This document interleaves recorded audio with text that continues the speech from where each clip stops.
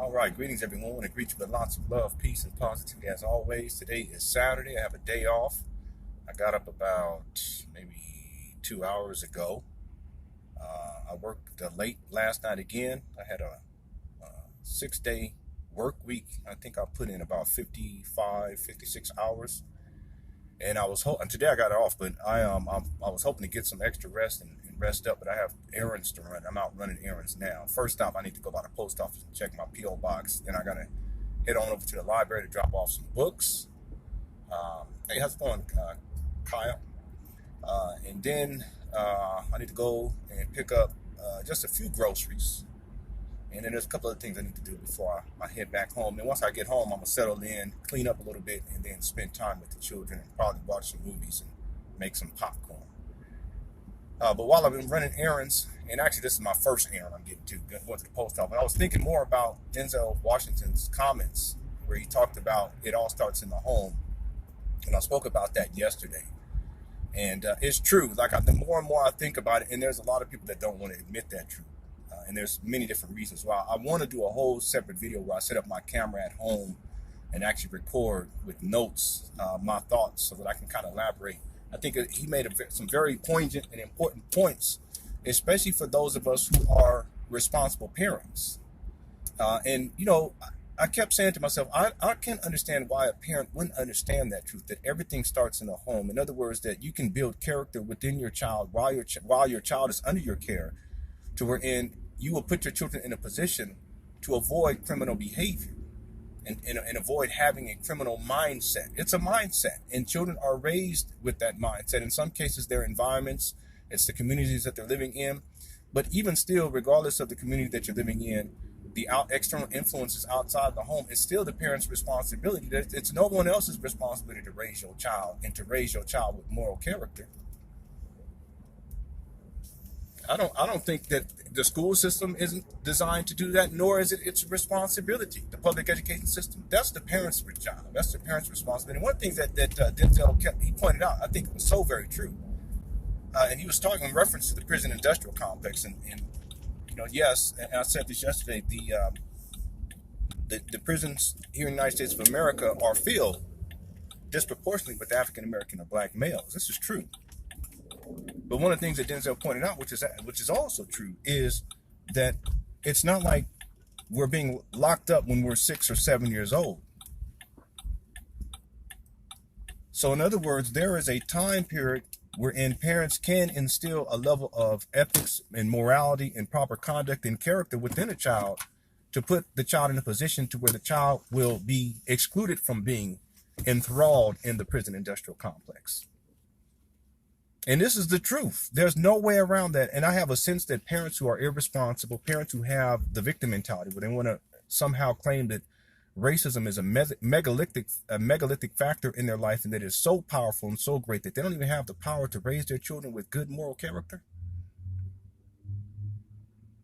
I don't abide to that concept or idea. You have to really be a disempowered parent to think that you don't have the power, regardless of the situation that you're in, to raise your child with good moral character. And I think that's one of the great struggles. Personal responsibility versus social factors, or even quote unquote racism. Someone, let me see here. Since I'm parked in the post office, it doesn't close for another 15 minutes, so I can check out the chat room. I mean, I've really been thinking about that. I've really been thinking about that over the last couple of days.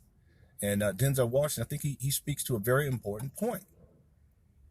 You know, even in the midst of racism, to have a sense that you do have the power to change your life for the better, and that you do have the power to raise your children in an appropriate way so as to guarantee their exclusion from the prison industrial complex. I think that is a empowered mentality. It's interesting because I've heard a lot of people who claim to be empowered, who claim to be somehow woke, as we say, who claim to be knowledgeable. And yet when they speak about their life and their own power, they speak about it in a diminished way, as if they are nothing more than victims. I don't believe that. I don't hold that idea or that concept. In point of fact, I've talked a lot about manhood. I've talked a lot about fatherhood. I've talked a lot about masculinity, husbandhood, and what all that means. And in my opinion, no man can function as a man if he believes that somehow he is that weak to where in any system or any person or any institution has the power to control his destiny. You have to have a victim mentality and you have to be disempowered. And how are you going to walk upright as a man and be able to stand on principle and say, yes, I am a man, I'm a husband, I'm a father, if you have this orientation that there is a system that is so powerful that you cannot overcome it and you're subject to it? As in global white supremacy, it's not stopping me from anything. It's an over-exaggeration in the first place, global white supremacy in the first place. Even the terminology itself is neurolinguistic programming to suggest that somehow white people are supreme. It's even backwards to even make the statement and to be conscious and to make the statement global white supremacy. So what does that mean? How does that define you there within the midst of those who are supreme? Supreme over who? Over you? No. There's no one supreme over me, period. No one has the power to dictate my reality as a man. No one has the power to shape and mold my destiny. And guess what? No one has the power to shape and mold the destiny of my children in terms of them being raised with character. The people who have the biggest influence and should is me and my wife. And that's what Denzel Washington is speaking to. You know, one of the problems with black folk is there's two things. I'm going to say this, and then I'm going to get in here. And then I'm actually, after I'm done with this, I'm going to come back with another video. We'll do another live stream when I head to the library. And it's not just black folks. It's a lot of folks, because most people don't understand the value of a family institution and how powerful it is when you have a loving family with responsible parents, how valuable and how powerful it is in terms of the shaping and molding of the lives of a child that is existing within that institution. Most people don't know what that's like. I sure as hell didn't know what that was like growing up. My wife sure as hell didn't know what that was like growing up, but that didn't mean that we're going to use it as an excuse. It had nothing to do with racism either. It had to do with, in particular, my father's inability to function as a dedicated husband and father to his children. Can't blame that on white people or white supremacy or racism. You either man up or you don't. It's that simple. You either do or you don't. Same thing with my wife's father. Absentee as well. Racism? No. He was just irresponsible and he didn't give a shit. That's all. It ain't got nothing to do with racism or global white supremacy. So come up off of the excuses, men and husbands and fathers. And when you make those excuses, you ultimately you relinquish your power. How are you going to function as a man and be able to get out there and get it and make a way for your family if you believe that somehow there's this megalithic system that's going to stop you from doing anything? Ain't nothing stopping me from doing nothing. You got to be out your damn mind. I worked 55 hours this last week. And if I could have done more, I would have did more. You think I'm doing that for my own yeah, I just, I enjoy this. I actually enjoy the job, but no, that's not why I'm out there doing it. I'm doing it because I have a family to support. And I know the value of family. And there's things that I have to contribute to the household in order for things to function in a way to where my children can be raised in an appropriate manner. Can't blame racism or they're stopping. No, I can't get a job because I'm black or this or that. No, that's ridiculous. You make a way. That's what men do. Now, boys, on the other hand, they make excuses. Men make solutions. There's a problem. We had a cash flow problem. I was okay. I'm going to get out here. I'm going to stop everything that I'm doing. All of the production, working on the documentary, trying to promote the documentary, I'm done. Everything associated with that, I'm done with that. I can't do that. I can't because I have a family. We have a cash flow problem. I'm not going to blame white supremacy. I'm not going to blame white people. I'm not going to blame my upbringing. I'm not going to blame the music that I listened to in my youth. I'm not going to blame anybody. What I'm going to do is I'm going to get out there and I'm going to get it. And that's precisely what I've done. And I continue to do. And I will continue to do it. And if I get fired tomorrow, I got to work tomorrow. If I get fired tomorrow, fine. I'm going to go find another job. I'm not going to use any excuse. And no, white folk ain't stopping me. White supremacy ain't stopping me. Nothing can stop me. Now, you see the difference in orientation. That's how a man thinks who is a dedicated husband and father. Men who don't think like that, they're always blaming other people. They're blaming other people, they mama, they daddy, they blame white people, they blame whoever they can blame, they blame somebody. I don't believe in that. I think that's the most disempowered approach to life that you can take. And you can't even call yourself a man if you think like that. Because that's what boys do. Boys make excuses, men make solutions, even in the midst of racism. So two things I think, main reasons why a lot of folk don't understand and can't really wrap their minds around what Denzel Washington was pointing out. And it was kind of cryptic, but it was true. If you really think about it, what he's saying is that the institution, the prison industrial complex, does not lock our children up when our children are 5 or 6 or 7 years old. During those, I mean, just think about it. It's not like when you're 1 or 2. He also said, criminals are not born, they're made. This is absolutely true. And see, now what people want to do, well, they're made because of racism. No. They're raised because of the public education system. No. They're raised because of global white supremacy. No. They're raised to be criminal minded because their parents did not instill in them ethics and morality in their formative years and beyond, in character, in good character. Now, again, 2 reasons why a lot of black folks don't understand that. Because so many of us, we've grown up in dysfunctional families. So we don't understand the power that the family has, a loving family, but then also the influence that it has in terms of shaping and molding moral character within a child. Interestingly enough, a lot of the people I've seen online, the quote unquote black leaders, when they talk about this, you look into their lives and they're not even dedicated husbands and fathers to their own children and in a family institution. They got baby mamas and child support cases, and they want to talk about how, no, it's a system and it's white supremacy. No, it's your ass.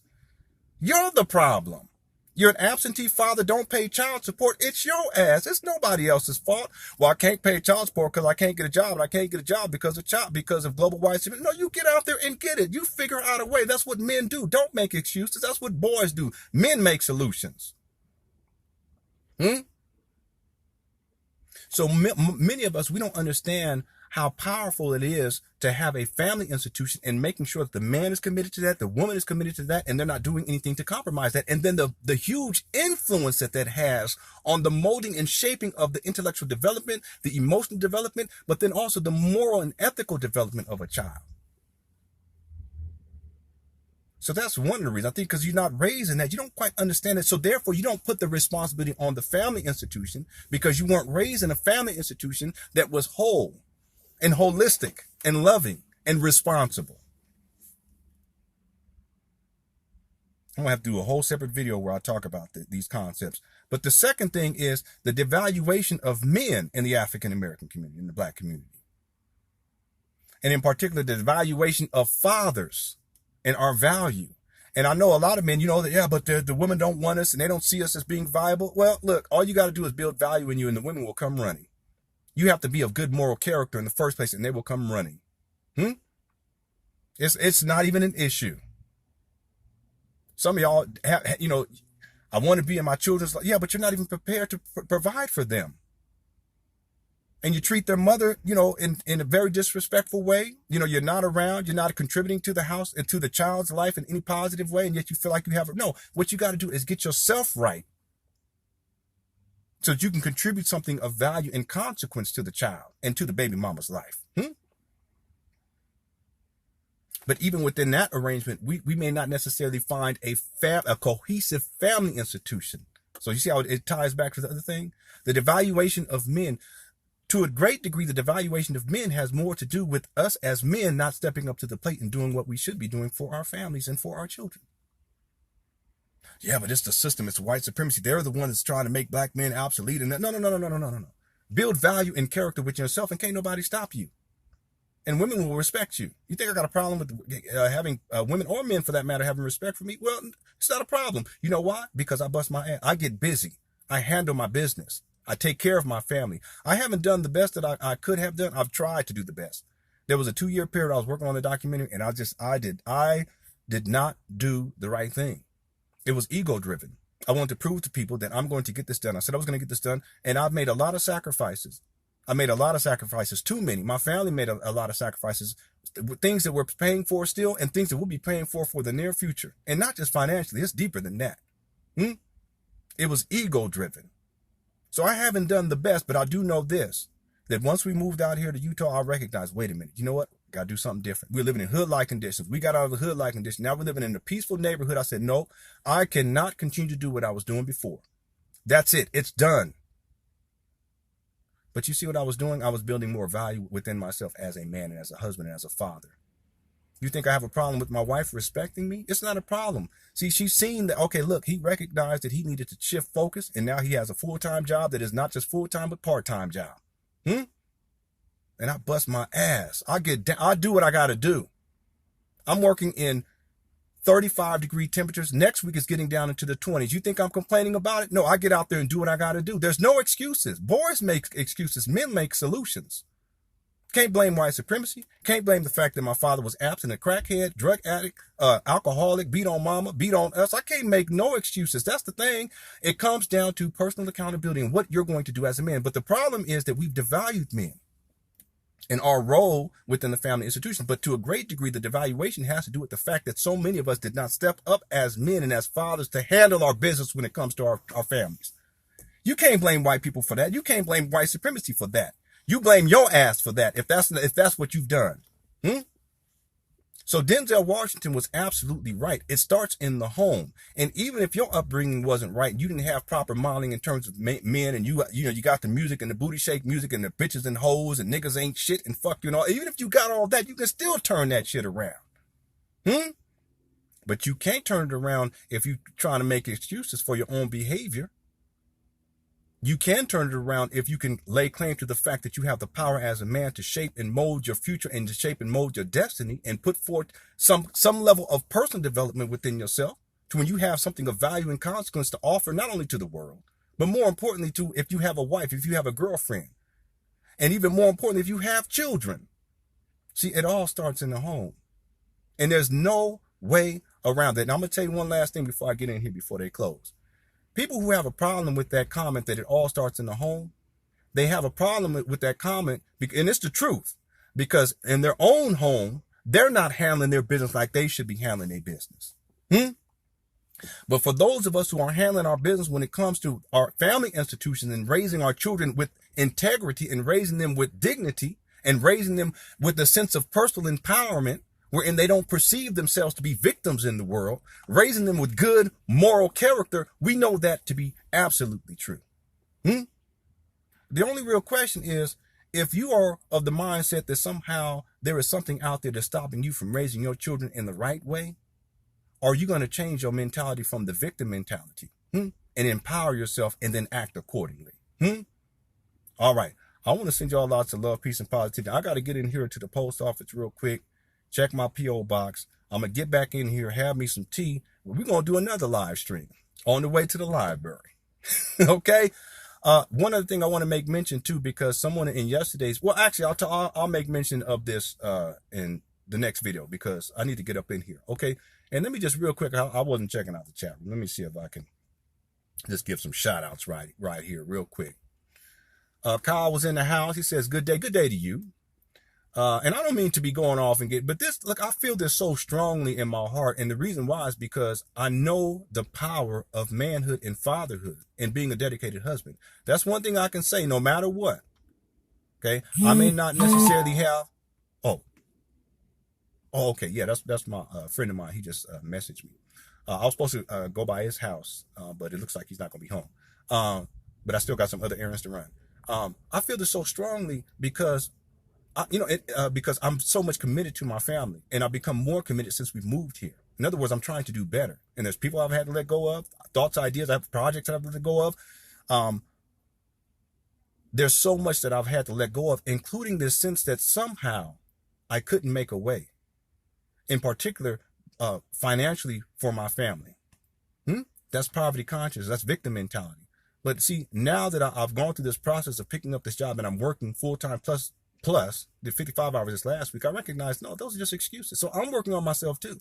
You see, I'm not trying to, that's why I feel so strongly about this, because I want men to understand that even if you're in a rough situation right now, and even if you don't have things together, it doesn't mean that you can't get things together, because you'll be trying to get things together in your life for the rest of your life. That's just the way that it works. That's what it means to be a man. And there's no stopping. You see? Okay. So I don't mean to come off, in a forceful way. But it's more of a masculine energy kind of presenting itself because it needs to be presented so that you men can understand that you have the power to shape your destiny and the destiny of your children.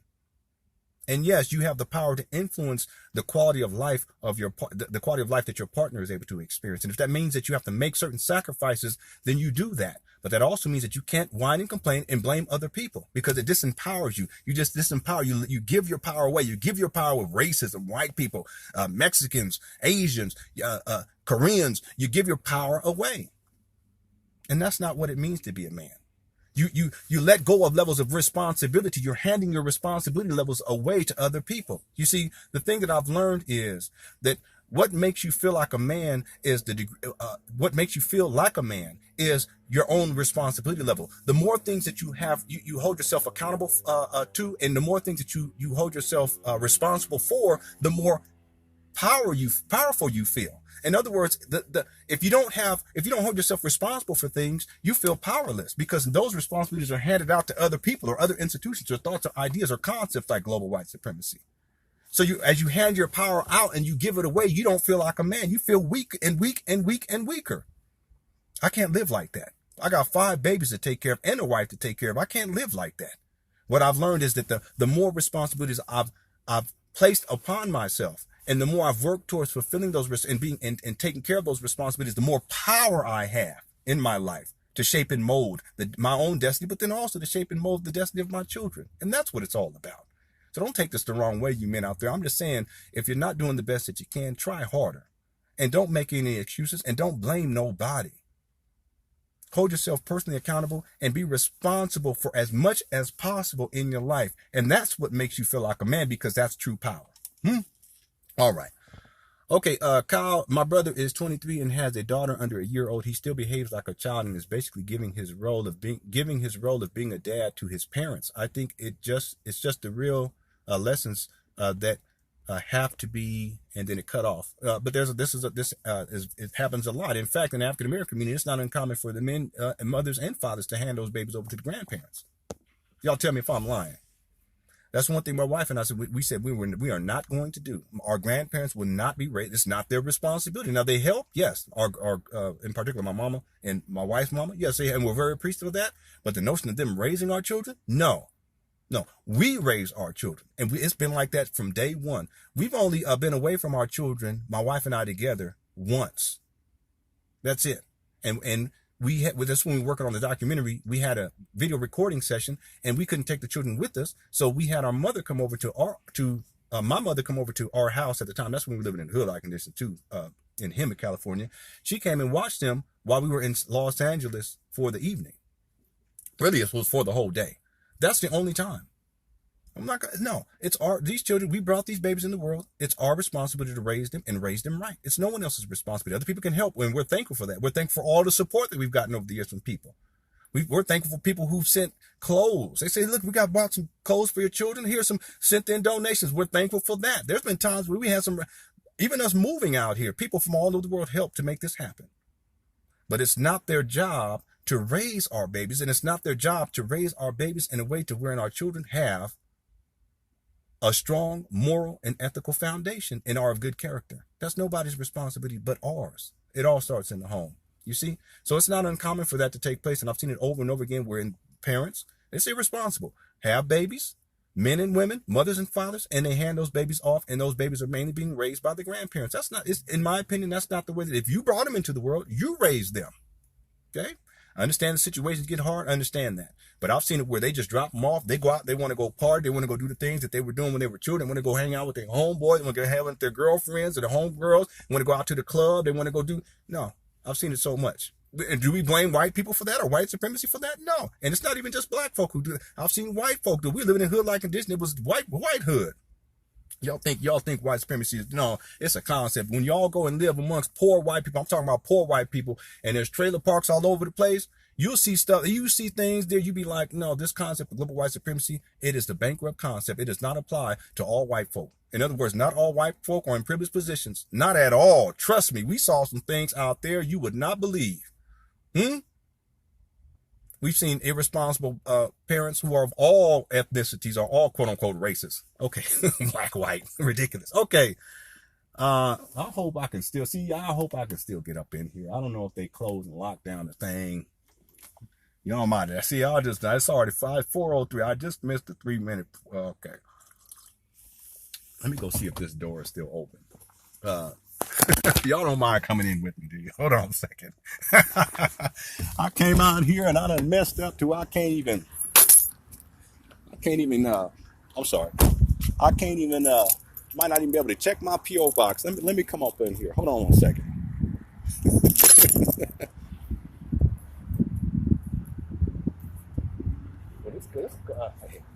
This car just pulled up. Oh no, actually they closed at 3. Hold on one second. So I think, oh no, it's open. Yeah, that's not a problem. I thought I missed it, but no, I'm fine. There you go. Box. I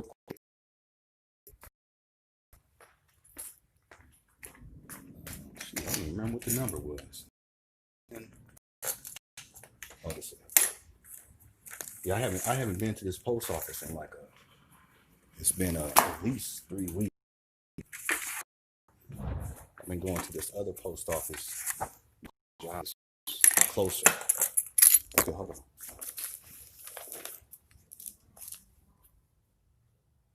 on. On October, you received a parcel locker. Please bring key in and claim your package. I don't see no key in here. Oh, here's the thing right here. Okay, well, I'm gonna have to come back and open and do that.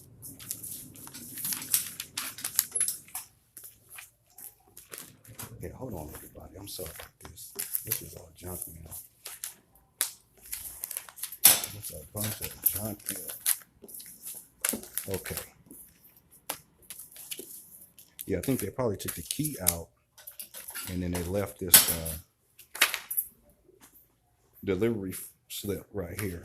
So I have to come back down here at another time when they're open to get that. I don't understand this. Why they got these recycled things? You can't fit this in that hole right there. I'm just gonna leave it right here. I'm sorry. Shoot, I only got no trash cans. I can't hold. I'm not gonna be sitting up here. Okay, hold on a second. Let me get back out of here.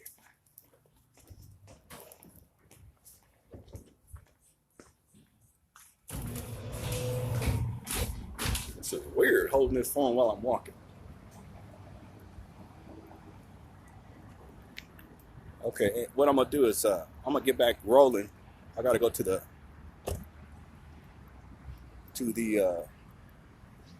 I'm gonna say bookstore, to the library, and then actually I'll just leave this going. That way I won't have to restart anything. I just want to make sure I give shout outs to everybody. And then when I get to the library, I'll turn this off. I got a whole bunch of books I need to drop off at the Dropbox. Yeah, so I'm gonna have to come back down here another time when they're open to get that package. I need to do it soon though, because this was October 12th. They might have sent it back by now. Okay. Yeah, so I wanted to just go through the chat room and read some of the comments, and then also give some shout outs. I think, thank y'all for tuning on in. Okay. What's the next one here?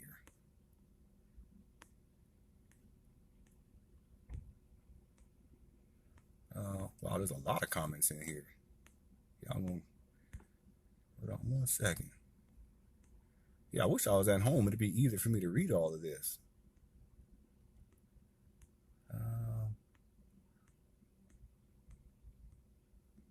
Oh my goodness. Okay. And then A.R. Thomas, how's it going, A.R. Thomas? He says, greetings, day off, Lynn. Yeah, today I got the day off today. But I'm running errands. I got up about 2 hours ago, running errands. And once I get home, I'm going to hang out with the children, put on some movies and some popcorn and light the fireplace. Thank goodness. You know what I'm saying? There's something else I got to see. Y'all done got me going crazy. Got me going off today. Because this whole thing, it's been proliferated more recently. I would say like over the last 8 years, the over-exaggeration of what they call global white supremacy. Racism is real. That cannot be denied. But y'all know what? Most white folk find racism to be repulsive. Most white people do. Now, a lot of y'all ain't gonna believe that because you ain't dealt with white folk enough. I mean, even white folk who living in hood-like conditions, they understand. I mean, they don't. I'm telling you. I mean, I lived around them for 7 years. It's exaggerated. And it's exaggerated because it's profitable to exaggerate it, because you can make a lot of money off of this notion that somehow black folks are being oppressed. And the way that it's phrased is as if black folk, African American folk, are being oppressed more so than how their ancestors were oppressed. That's how it's being phrased. And y'all know that that's not true. My goodness, I apologize too for my lips, ladies and gentlemen. My lips are chapped because I've worked 6 jobs, and it's get down to that 35 degrees, 32 degrees, and I'm working on a forklift, so I'm driving, and when I'm driving, that wind hits you, and if the forklifts don't have no windows, I have this mask things the mask things help, but it just, cracks my lips, and I have the chapstick and all that stuff. It's just, it's rigorous. We had another person quit this last week. This last week. Said, dang. It's not for everybody. We were talking in a lunch lounge, me and some of my coworkers, and they was like, yeah, another person. I said, yeah, look, this job isn't for everyone. That's for sure. It's rigorous physically, but then also, your body goes through it. But anyway, it's an over exaggeration, but it's profitable because anyone who abides to this notion that somehow they are overwhelmingly oppressed by society or by white folk, they'll be willing to tune in and watch, and they'll send you their money. So you can put forth campaigns, and you can put forth crowdfunding campaigns to fund projects that is going to promote the notion of white supremacy and so forth and so on. And it's just the victim mentality in so many black folk. It's a derivative of enslavement, the enslavement of African folk.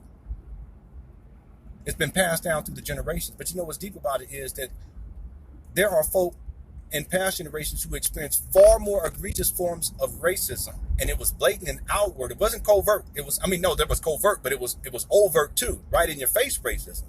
And they managed to make a way. They raised families. The men were in the household. The men held the jobs down. They were the main providers for the family.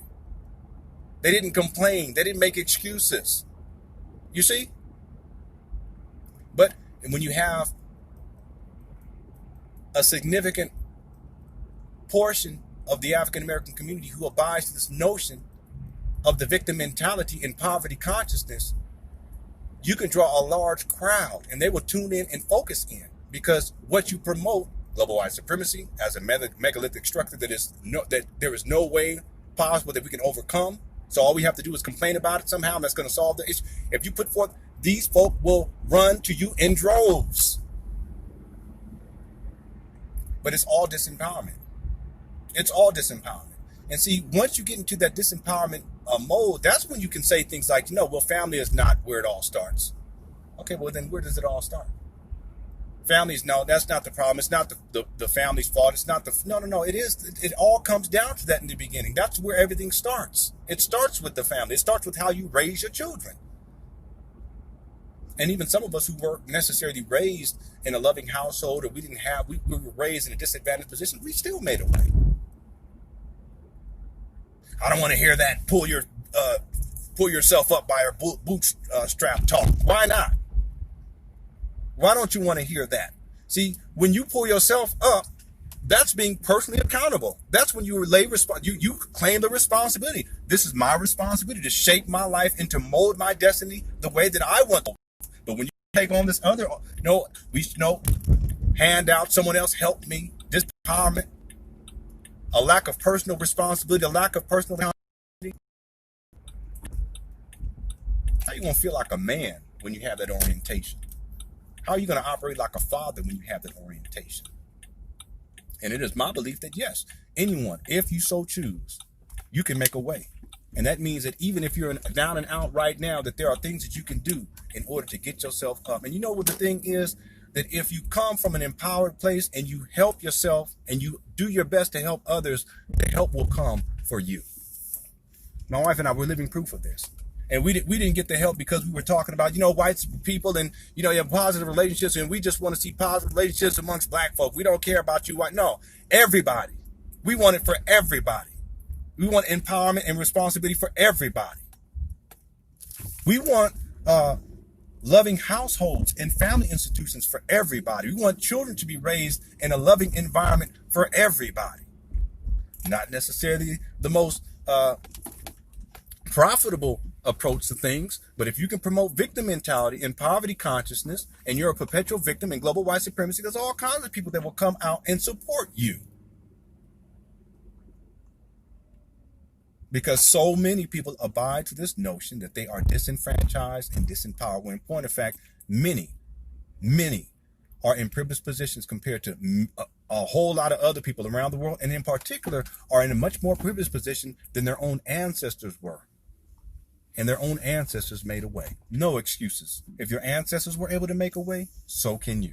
And if your ancestors were unable to make a way, you can still make a way. If your mama and daddy weren't able to make a way, you can still make a way. You see the difference in mentality. Poverty conscious, victim mentality says the opposite. You're a perpetual victim and the system is too great for you to overcome. What are these geese over here? We on a marathon here. Hold on, let me get it back into this chat room. How do I pop this thing? I wish there was a way where it would just stay up here. Hold on one second. Okay, now I'm gonna. Oh, yeah. I'm sorry. See, this is my bad, everyone. I didn't get to all the earlier ones, and now it's only showing a certain amount. So I apologize. Latoya's in the house. How's it going, Latoya? And some parents are afraid their children will supersede them. You'd be surprised. Yes, I've seen that too. Where parents don't necessarily want to see their children succeed on certain levels. I've seen that. Sandra says, sexy dating for adults. Okay. My boyfriend's father has 16 children by multiple women. Now he is 72 and trying to communicate with his children after years off abandoning his children. I am not interested in meeting him, but will for my boyfriend's sake. Well, that's kind and very generous of you to do so. And that's not uncommon either. You know, I have family members too. You know, I don't even want to get into it. Trust me. And it's not just my generation. It's the generation before my generation. Okay, but I can't use that as an excuse either. That didn't mean I'm going to get out and have all these baby mamas. I got one baby mama. I got 5 children and one baby mama. This is my wife. Okay. I'm going to say something else to that too. Eternal Truth says, what's going on, everybody? How's it going, Eternal Truth? And thank you to A.R. Thomas talking to Sandra. Kylie said, just ignore it. Butterfly Whisper says, some black men, the sun didn't shine today. White supremacy. It's true. It's just blame everything. Again, racism is real and it is a problem. I don't think it is as much of a problem as most people think, but it is a problem. Trust me. But the notion of global white supremacy, it's a supreme exaggeration and blame everything on it. You know, you just see people blame everything on it. This reminds me of some people blame everything on Satan. Some people blame everything. I mean, there's always some boogeyman, okay? No, just look at your life, see what you're doing, and make the appropriate changes. You'll find that if you do make the changes and if you do improve upon yourself, you try and help others, people will come and they will help you. It's just the way that it works. But people ain't going to come out to help you if you're not trying to do something to empower yourself, unless you're trying to calm them. That's a whole nother thing, because a lot of the white supremacy propaganda out there, especially by quote-unquote black leaders, is simply part of their scam and their scheming. That's all it is. Make a whole lot of money off of that type of stuff. Oh, thank you, Dwayne. Dwayne sent in a donation of $2. Thank you so much. That's very nice of you.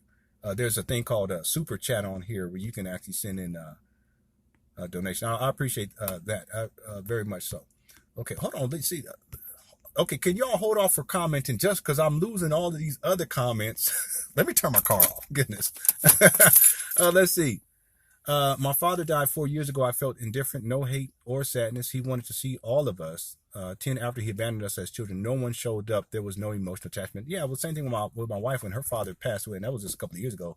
There's really no difference, you know. And I observed, I watched because I wanted to be there for her, but she didn't necessarily feel any kind of way because he wasn't an active participant. I kind of feel the same way about my own father. You know, like I already thought in my mind, like when he passes away, like how would I think or whatever. Now it may be different. Who knows? But in my mind, it's like, okay, well, I've already said in my mind, well, you know, are you going to come to his funeral? No, it's not really necessary. I got to work. I got a family to take care of. And the main thing is he's at peace. He's finally at peace because he's suffering, living the life that he's lived and being absent. That's living hell on earth as a father. There's no way around it. You can't feel good about yourself that way. No way. If you're an absentee father, you don't feel good about yourself. You can't. If you're an absentee father, you're living hell on earth every single day. Now, the reason why I consider this is because when you are a committed husband and father, when you're dedicated to your children, the way you feel is the opposite of that. And that's what I'm able to feel every single day. Y'all but wonder why like I tend to have a positive disposition. Well, look what I have in my household. Look what I have in my household. I'm a blessed man. I got a beautiful wife, very supportive of me. She's stuck with me through the thick and the thin, mainly thin too, to be honest with you. She's stuck with me. I'm a blessed man. I got beautiful children. My children are being raised in a loving household. They're highly intelligent already. They have a sense of morality and ethics. We're not religious by any standard, no. But in terms of how we're raising them, they have good character already. That means something. There's still stuff that we're correcting, yes, but they have good character. They're good human beings. You see? I feel good about my life. I'm thankful. And I'm still trying to work through things and fix things.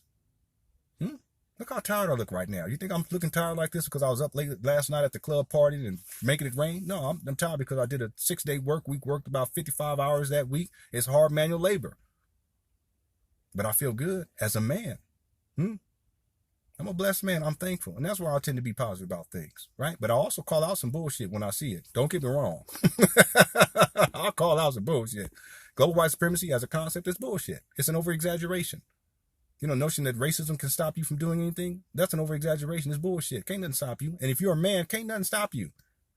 I was thinking about this the other day. Only thing that can stop me from doing what I need to do for my family is me passing away. That's it. Other than that, can't nothing stop me. That's the truth. Every single day. What's happened, Jarrell? Okay, let me scroll back up here. Let's see. You learned and adjusted and you didn't abandon man. Okay, I'm sorry. I've been missing out a lot of these different comments. A.R. Thomas, I agree, Lennon. Thank you for teaching on this. This is an important lesson.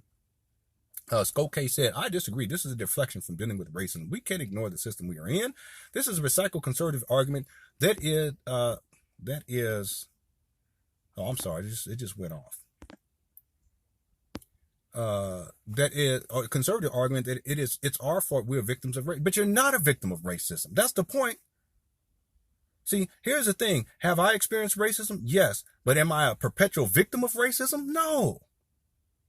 And the other thing is that I don't buy to like conservative, conservative talk or Republican, Democrat, those types of labels, because that is all divisive too. I think that is a distraction. It's not about conservatism. It's about being personally responsible for your life and to recognize that to over-exaggerate racism is disempowering to all people, including black people. So you can disagree all you want to, but at the end of the day, as a man, I'm not going to make any excuses for where I'm at in life. I'm not going to do that. And the people who do, they will find themselves, and in most cases, they will remain where they're at. And guess what? The other thing too is this: that are there systems in place? Yes, there are systems in place that put different people in a disadvantaged position. But the problem is that some black folk tend to take that and apply it to themselves to the point where, and they will not even consider the fact that they have power to change the direction of their own life and that they have influence over their own destiny in life. In other words, they become the perpetual victim. That's the problem. The deflection with that's the true deflection, is recognizing that you have power in the first place. So if I'm speaking about the fact that we should hold ourselves accountable and that it starts in the home, the notion of that being a deflection from the system that exists, I think that that's a bankrupt idea and a bankrupt concept, because ultimately it's about personal empowerment. You got to empower yourself one way or the other, whether you recognize that the system exists or not. See, I'm going to tell you all something. One of the problems with this notion of global white supremacy is that it puts forth the notion that there's no way that black folk can overcome it. And so the focus is always on the system. And that's the distraction, because in no way, shape, or form are you actually empowering yourself. Tell me one way that you can empower yourself by externalizing your power onto a system that you believe is more powerful than you are. That's a true deflection. And it's not some sense of, okay, what are your political leanings? Because I don't abide to any of that conservatism or any of that stuff. I don't abide. I think that's a bunch of political gangbanging. That's all that is. But I do know one thing: I'm raising my family the way that it should be raised. And see, here's the thing: if you want to put forth the notion that somehow this system is overwhelming and that we need to focus simply on the system, I'm not focusing on the system. I'm focusing on me.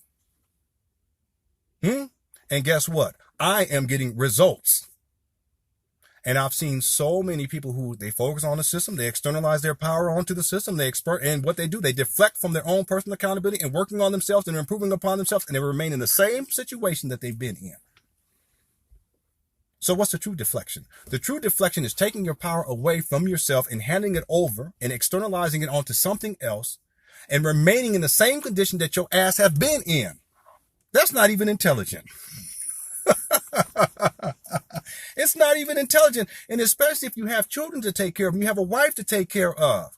Because now not only are you maintaining your own self within that situation, when you're externalizing your power onto the system and you're always focusing on the system, because that allows you something to externalize. That's a deflection from personal accountability and personal empowerment. But now your wife has to suffer that, and your children have to suffer through that. So what I'm saying is that deflection, when we talk about deflection, what we're talking about and what we should be focusing on is what am I giving away versus what am I internalizing? And when you focus on a system and you exaggerate it, so this megalithic structure that is oppressing me, you're giving your power away. You're externalizing your power. It's not beneficial to you, to your wife, to your children, or to your quote unquote people. It's not beneficial and it doesn't solve the problem.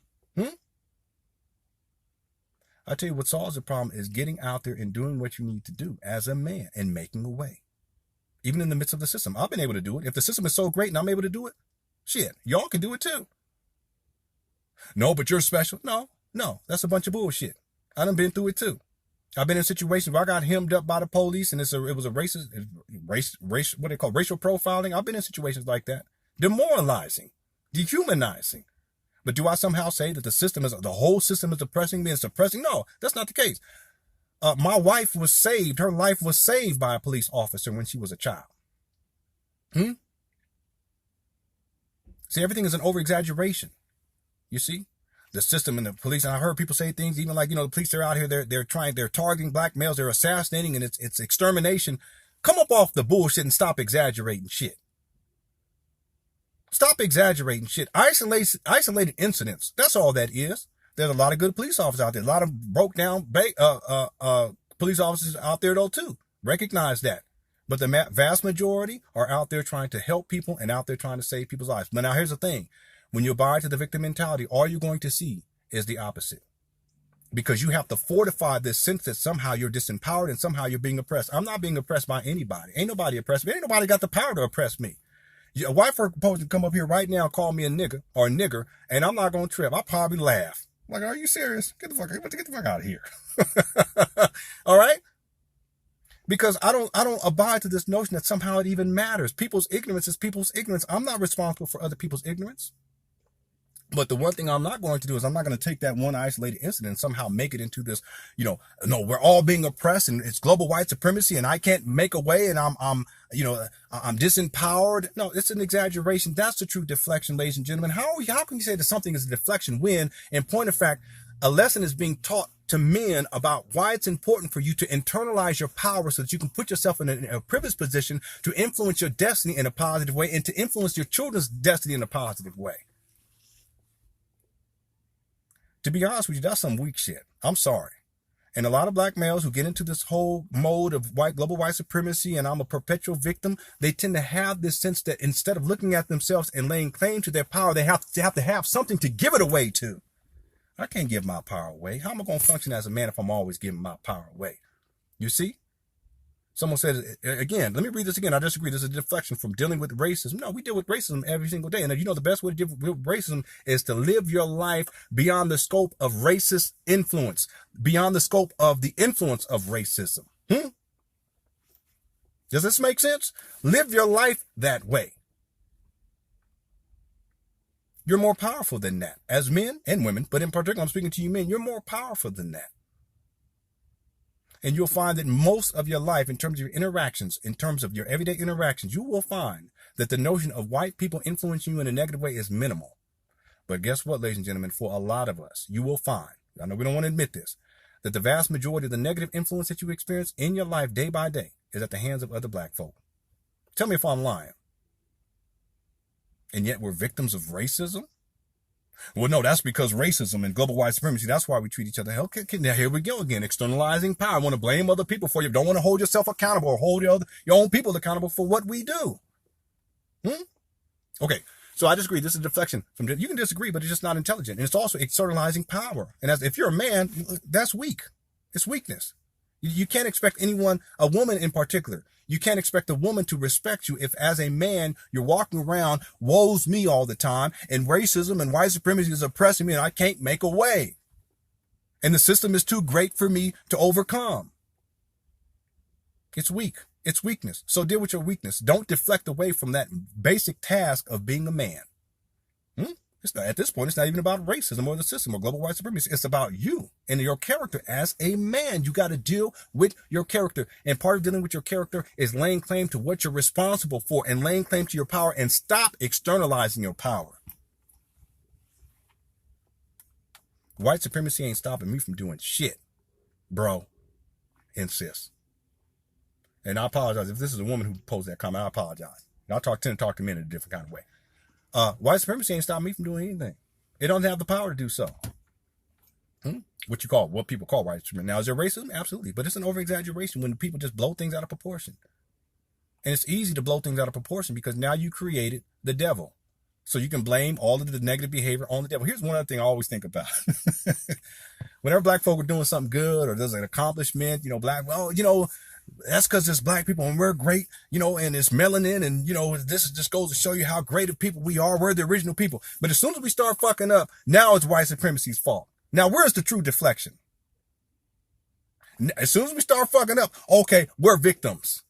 I'm not no victim, ladies and gentlemen. I don't care. You can, however, and I've been in situations where there's racist comments made, where I've, been hassled by the police, pulled over for no good reason, frisk, they go up and all up on your body and checking for weapons and all that stuff for no good reason at all. But I'm not going to sit back and say, you know what? There's a system that's trying to oppress me. No. Isolated incident? Yes. Was it right? Right? No, it was wrong. But I'm not going to over-exaggerate and disempower myself in the process. No. I have the power to actualize the reality that I want. That's part of what it means to be a man. And see, if more black men in particular understood that basic concept, and it's a concept that your daddy should have taught you anyway. A lot of us, we didn't get these lessons.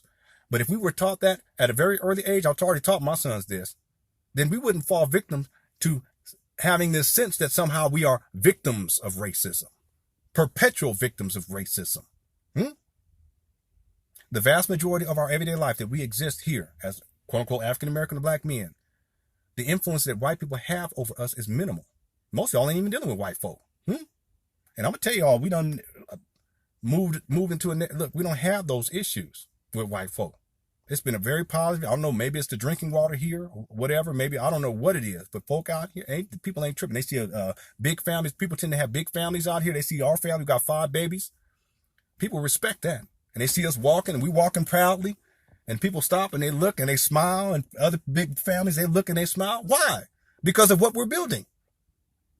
And if this system is so great and we're still building it, then how am I going to say that the system is so great that it's stopping me? It's not stopping me.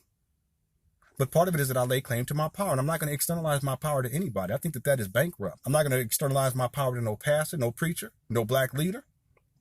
I'm not going to externalize my power to nobody. I don't care who the person is.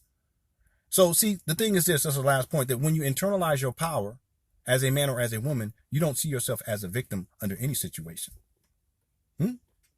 I could say that I had my childhood, that I was a victim of my childhood circumstance. I could say that because all the stuff that I went through when I was a child. Y'all be amazed at the kind of stuff that I went through, stuff I ain't even talked about. But I can't sit back and say that somehow I'm a victim. I can't do that, because how am I going to hold my power as a man to actualize my own reality and the reality that I want for my children and for my wife? How am I going to do that if I'm always considering myself to be a perpetual victim? And that's the problem when we come to the scope of this exaggeration of global white supremacy. And the sense that it's so influential in everyone's life that it oppresses every black person, and that somehow black folk, they don't have a chance, and that, yes, we're victims of racism, perpetual victims of racism. That's the true deflection, because it's not empowering to black folk. I tell you what is empowering is for us to present examples of a man who was a dedicated husband and father. Let's start there. And if you're not doing that shit in the first place, you can miss me on the other bullshit. And that's just basic on the first place. You got people who don't even pay child support talking about racism and global white supremacy.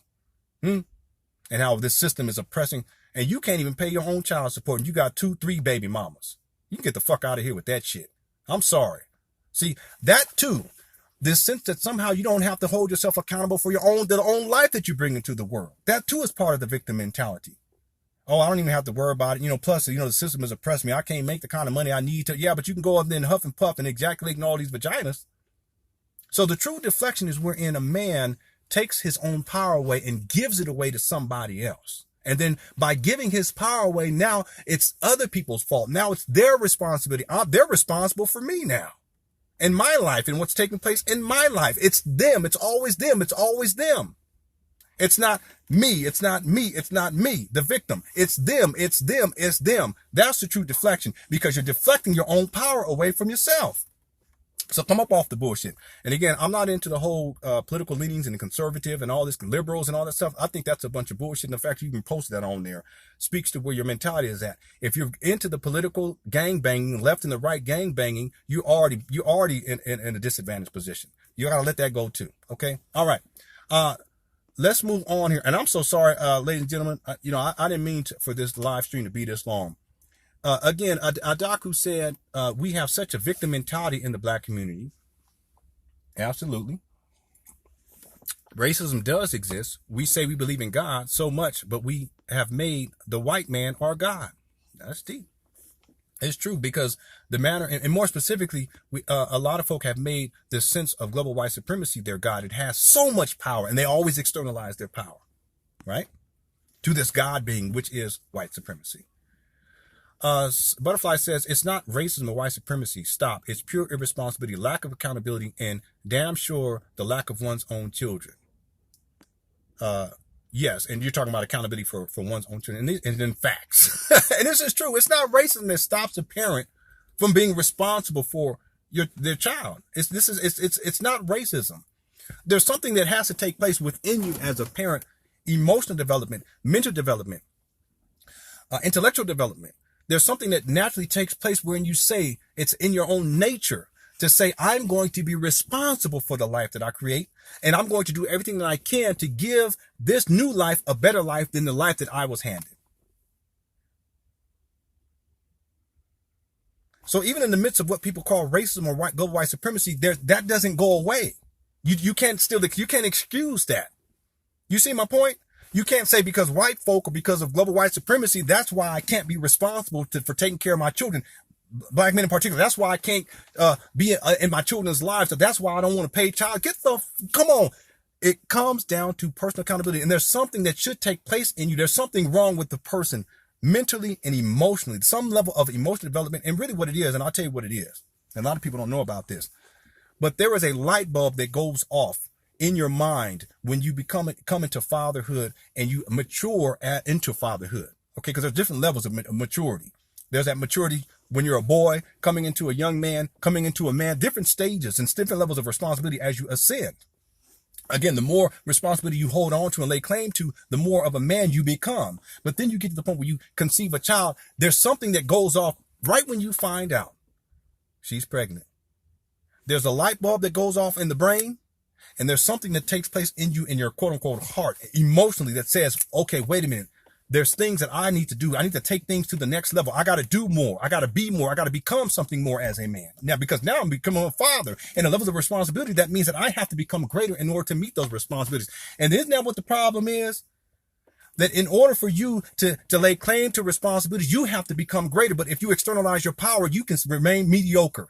And then you want to blame white people for your own mediocrity. You want to blame global white supremacy for your own mediocrity. No, ascend, become greater. That's what it's about. That's what manhood is about and fatherhood is about.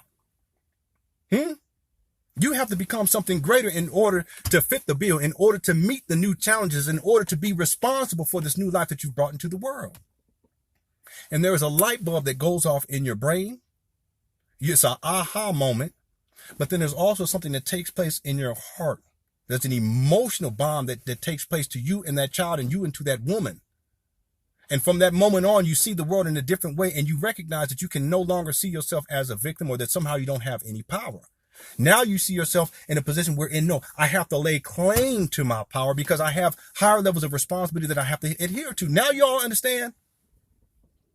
So how is that a deflection? That's not a deflection. That's the internalization of one's power in preparation for these new levels of responsibility that we need to adhere to. And I will tell you one thing right now that I have found to be true. That if more of us stepped up to the plate as fathers, as quote unquote black men or African American men, this sense that somehow we are victims and that our communities are victimized and that our people are victimized, it will totally be eliminated because we will be forerunners in this. We will be at the helm to ensure that the path that our children are being raised on and what our women are able to experience. And yes, the experience of our people, what we're able to experience will be much more evolved and much more empowered because of us, because we have become greater. That's how this shit works. And I'm living proof of this. You can just come to my house and see how these babies are being raised. Go talk with my oldest son in particular and see how mature he is in his ways. At 13. You talk to my daughters and you can see right away, you can tell, they feel secure and they feel safe. That means something to me. My sisters, they didn't have that. 4 sisters, they didn't feel safe growing up. So when I'm raised in an abusive household and all the kind of madness I saw growing up, then I'm going to say when I get older, that's racism. And now, I can't do better. I can't ascend and become more responsible and do better for my daughters. See, the true deflection is to say, you know what, I don't have the power and I can't do it and I can't support and I can't do it. I'm walking away. And it's racism's fault. It's white folks' fault. That's the true deflection. And it's dehumanizing. You dehumanize yourself as a man when you take that mentality. You give your power away. You compromise your own masculinity when you do that. So brother, stop doing that shit, man. It's backwards. It's disempowering and it's not going to serve you and it's not going to serve you long term. But guess what? If you have children, it's not going to serve your children either. We don't even teach our children the concept of race. They understand African Americans as an ethnic group because that's exactly what it is. It's an ethnic group. It's not a race. And black is not a race either. White is not a race. It's so much more complex than that genetically, but then also scientifically. Don't even get me started on that. So even how we teach and what we teach our children, we got people out, and I've had people that, they email my wife, have you showed your children this documentary about racism and about white people and how they're oppressing? Why are we going to show them that shit when we have so many white folk who have come in our lives and continue to come into our lives who are not racist and who are supportive of what we're building in our household? Why the fuck we going to show our children some shit like that? Now, I know one thing, I will give proper instruction to my sons in particular. Look, if you ever pulled over by the police, this is how you handle yourself. So that you can maximize the probability that you can come out with a positive experience. A lot of these things that take place with these police officers, a lot of that shit can be avoided when we talk about the police brutality simply by instructing our men in particular on how to conduct themselves. We don't want to talk about that because that's even deeper, because now we're talking about men sitting down with their sons, laying it down on, look, understand that there are some people out here who will see you in a negative way simply because of how you look, son. Is it fair? No. Is it part of the system? Yes. Is it fair? No. But you don't have any control over the degree of unfairness. What you do have control over is how you conduct yourself if you're in a situation like that. And here, son, this is how you conduct yourself. This makes sense? You teach them. But we're not even present to even teach our sons that in the first place. So many of us who want to blame white folk and racism, we're not even present in our own children's lives. Get the fuck out of here. How you going to blame anybody? And you're an absentee father. I'm going to tell y'all, it's one of the, I'm going to use this term, and I don't think I've ever used this term in any video, but I'm going to use it now. It is one of the most disgusting things to see a man not be an active participant in his children's lives. It's disgusting to me. So we're not even there to be there to guide our sons, just in case our sons are put in situations where they need to conduct themselves in the proper way to come out with their lives intact. We're not even there to do that, and yet we want to blame white people and talk about how police are exterminating black people. This is an extreme exaggeration. Police extermination. No personal accountability, and we don't want to look at the fact that the main people killing black males are black males. No, shh, don't talk about that. No, see, you're diverting from... No, overwhelmingly, you may get a police brutality situation that takes place. In some cases, could have been avoided. I'm talking about in many cases, it could have been avoided. Some situations they're just, no, it's unavoidable. This police officer is belligerent and out of control. We recognize that. But a lot of that stuff could have been avoided. But these are isolated incidences. I'm telling y'all something right now. We are killing each other, and we have been for decades now at alarming rates every single day. Every single day. Multiple in various cities all throughout this country, United States of America. And yet we don't want to talk about that. And you know, one of the reasons why that shit is happening in the first place is because a lot of us as men, we're not present to be there to raise our children with moral and ethic foundation. We're not there to instruct them on why it is that they should value life and that one of the responsibilities of men is to preserve and protect life. That's what I'm teaching my son. See, it's even deeper than that. It's not just with your children, but it's also to preserve and protect the life of your partner, your woman. How you going to do that when you're out here just huffing and puffing, ejaculating in all these vaginas? You got all these baby mamas. How you going to be there to be supportive and protective for all these women, all these baby mamas out there? Let alone all these children living all over the place. How you going to be able to be there to serve and protect? You want the police to serve and protect you, but you're not there to serve and protect your own family? Get the fuck out of here. So who's diverting responsibility? See, you are supposed to be the one, and you are the one that should be there. It's disgusting to me.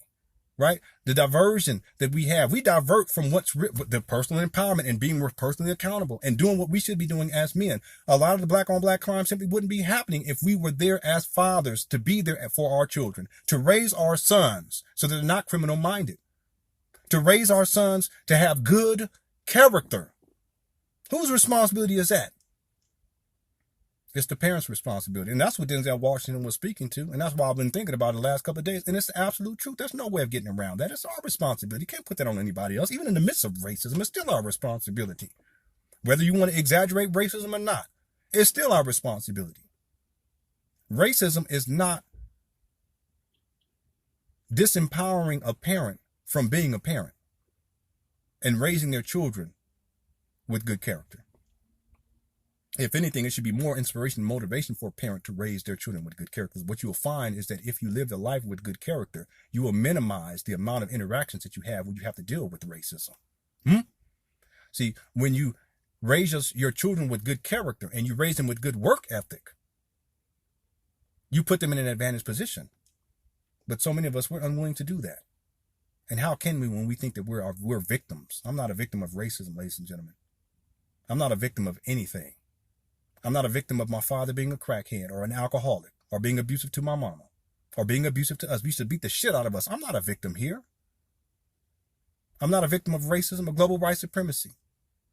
I'm not a victim of my skin color. I'm not a victim of my height. I'm not a victim of my financial situation. I'm not. What I do is I figure out a solution. Boys make excuses. Men make solutions. Boom. It's that simple. Okay. Butterfly Wisdom says it's not racism or white supremacy. Stop. It's pure irresponsibility, lack of accountability, and damn sure the lack of one's own children in terms of responsibility for one's own children. Dial says, greetings. Hey, how's it going? And these are old comments too. This is from like 3:58 my time. Yes, they're made the white man, the boogeyman. It's an excuse though, and it has, you know, it is the boogeyman. Y'all remember the boogeyman? Boogeyman's in the closet. It's gonna get you. You don't never see it. But you're always fearful of it, right? Racism exists, but we don't have to use it as an excuse. Absolutely. It does exist, but we should use it as an excuse. Stop deflecting with ego. We are, in fact, in a system of white supremacy. We are not any weaker for understanding this. The white man is not a boogeyman, but he is dominant. No, white man ain't. He said, but white man is dominating us.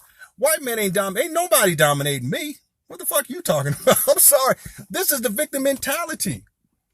Ain't no one dominating me. Can't no one dominate me. You can call me arrogant if you want to, but no one is stopping me from actualizing the reality that I want for myself, and more specifically, the reality that I want for my wife and my children. No one has the power to stop me. No one on earth has the power to stop me. This is the truth. And when you have that orientation, you're empowered and you don't make excuses. You stop with the excuse making. And in my opinion, and this is the truth, racism is being used as an excuse for far too many people. And yes, it is the victim mentality. Okay. Butterfly Wish says lack of love for one's own child. That's not white supremacy or racism. This is true. And see, what people would say is that the reason why black folk, they don't have a lack of love, or they don't don't want to be responsible for their own child, is because of racism. But here we go again. Now we're deflecting. Is white supremacy, is racism that great? Is it that powerful? Now you're saying, you're talking about racism like it's a god. That's so disempowering. It is. You talk about white people as if they're gods. They have these power over you. They're the god. In Star Trek Deep Space Nine, they're the Dominion.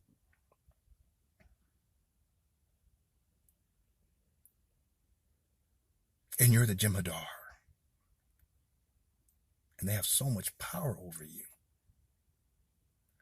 Listen, ladies and gentlemen, I'm a man. People, you can call me sexist if you want to. I don't give a shit. But don't nobody have no power over me. If I mess up, it's because I messed up.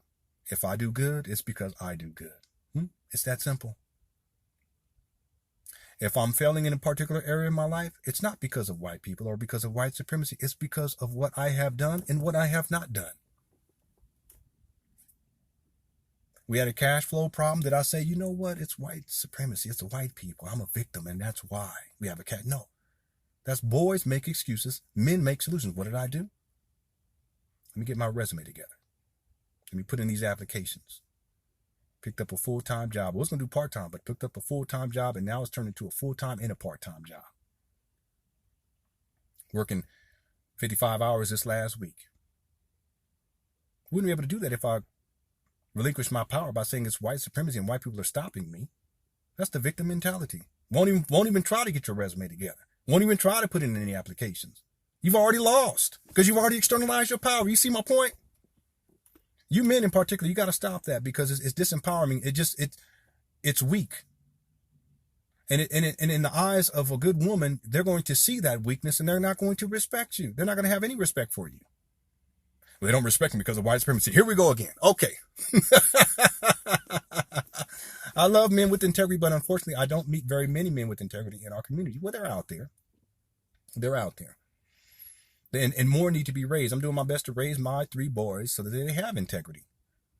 And see what integrity speaks to it, you know, even in my video series, I talk a lot about integrity. It speaks to having a strong ethical and moral foundation, and you live that way. Part of having a strong moral and ethical foundation is to put things in perspective, but then also put things in their proper priority structure. In other words, what's most important? For me, once we moved here, I recognized that I needed to take care of my family on a whole other level because I hadn't. For the last 2 years, I put in 2 years of countless hours into a documentary, and we sacrificed because of it. We suffered because of it. Was it because of white supremacy? No, it's because of the decision that I made, and I put in thousands of dollars, close to over $10,000 of my own money into the documentary. This is outside of crowdfunding that we did. Over $10,000 of my own money, which could have went to my own could have gone to my family, and I'm still paying off debt associated with that. Took out loans. Do I blame it on what? No, it's because of the decision that I made. But the thing is that once I moved here, I recognized I can no longer give any more time or any more money to that. Because now I had to turn things around and say, look, okay, it's about taking care of my family on a whole other level now. We've been blessed to be in this position to get out of hood-like conditions, and now we're living in a stable environment, a beautiful home, a large home. I'm not going back. I'm not going to have my family going backwards ever. No, I will do what I have to do. We're never going to be living in hood-like conditions again. We're not going to be around the drug dealing. We're not going to be around the prostitution. We're not going to be around the people fighting in the middle of the street and all of the bullshit that we went through for 7 years. Really was the last 4 years. We're not going to be dealing with babies out at night, toddlers, 11 p.m., 1 a.m. out on the streets by themselves. I'm not going back. Now, if you hold on to the victim mentality and you're always blaming white people, you're going to get stuck there and you're going to have your family there. And you're going to blame white people for the rest of your life. But the whole time your family is suffering, I am not having it. I am not going back. And so I have to let go of things. I have to let go of people. I have to let go of projects, and I will do what I have to do. Why? Because I recognize that I have the power to actualize the reality that I want, irrespective of a system that puts people in a disadvantaged position. And the other thing is this: why do black folk think that somehow they're the only people who are in a disadvantaged position? You're not. We're not. This is the cards that we've been dealt. And the cards were stacked against us to a degree, but understand that in the past that the cards were stacked much higher against us. Make sense? And our ancestors did just fine, and they did wonderfully, and they kept their families intact, and they weren't sitting around complaining about what they think white people were doing to them. They were handling their business. Fathers were in the home. Mothers and fathers were working together, committed relationships, bringing families together, making sure that the children are being raised in an appropriate fashion with integrity and with high moral character. Yes, the cards are stacked against us to a degree, not nearly to the same degree as in the past. There was a time I couldn't even go into a library to go pick up no books for no babies. There was a time we weren't even allowed to read. So what the fuck are you talking about that somehow racism today is worse than it was in the past? Come up off the bullshit. There was a time period where you couldn't even, if you were seen, you were seen with a book, they can take your life. They can lynch you. They can kill you on the spot, or cut a hand off, or cut a foot off. So what the fuck you talking about? Racism is global white supremacy, and it's harder now, and now it's covert and it's deep. We're being oppressed more. No, that's the victim mentality. So let's stop externalizing our power, and let's stop exaggerating, because the more we exaggerate, the more externalizing of power that we engage in, and the more disempowered we become. You want to empower a group of people. You empower a group of people by giving them a sense of personal empowerment. And you can't do that by saying that they're a victim of the system or that they're a victim of global white supremacy perpetually. All you're doing is perpetuating victimhood and the victim mentality. You don't empower people. Don't nobody empower a person that way. It don't matter what group of people. Let me just say this point. Black folk understand you're not the only people who the cards are stacked against you. The cards are stacked against women. And I'll propose that sexism is a greater issue than racism is, because all women have to deal with sexism. That's 3.5 billion women on the planet have to deal with sexism on the daily. And it's not an isolated incident. On the daily. And the systems are designed to perpetuate sexism. But do you hear all these women out here? Oh, I'm a victim of sexism, and I can't achieve, and I can't become this, and I can't do that, and it's suppressing me, and I don't have any power, and I can't raise my children. Sounds ridiculous, doesn't it? You don't hear massive amounts of women talking like that. You hear some, but you don't hear massive amounts. So why is it that black folk, in general, can have this sense that somehow they're a perpetual victim and whine about it and complain about it, and whine and complain and externalize their power to such an extreme degree, and women, in general, don't do that when they talk about sexism?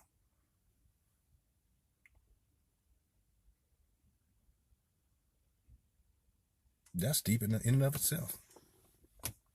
That's deep. People who have mental issues, they're in a disadvantaged position.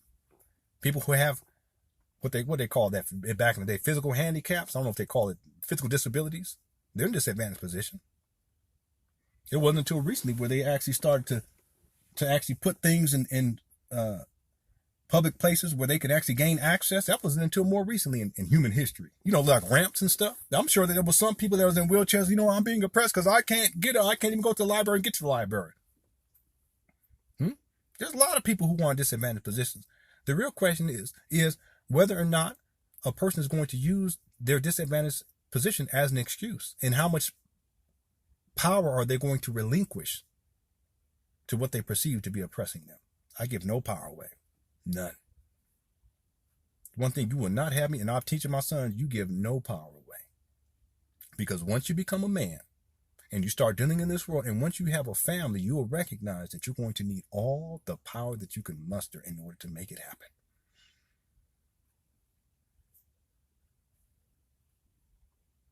You're going to need all the power that you can muster within you as a man in order to make a way for your family. And even it doesn't matter if you're black, white, or other. It doesn't even matter. As a man, you're going to need to have all the power, internal power that you can muster in order to make a way if you're trying to raise a loving family. Can't do it if you're externalizing your power to anybody, any given thing, any system, any government, any leader whatsoever. Okay. Let's see. CB said, I agree with you completely. Racism exists for everybody, but others build and keep it moving. Marry, raise children, but blacks? Shake my head. Not all of us. That's the thing. I always try to say some. And people can have racist ideas about other groups of people. I don't know, there's black supremacists out here nowadays. Y'all know that? Talk about white people, and white people are cave people and cave bitches. They call women cave bitches. Call your own women cave bitches. You call white women cave bitches. How you gonna complain about white people and they're oppressing you when you oppress your own women by calling them bitches and hoes and skanks and maggots and bed wenches? So you want to divert to, racism, go white supremacy, and that's all that's coming out your mouth every 5 seconds. But then you call your own women bitches, hoes, skanks, skis, and maggots, thoughts, and bed wenches. Is that racism making you doing that? Is that also global white supremacy making? So when do you actually have to hold yourself accountable for your own deviant behavior?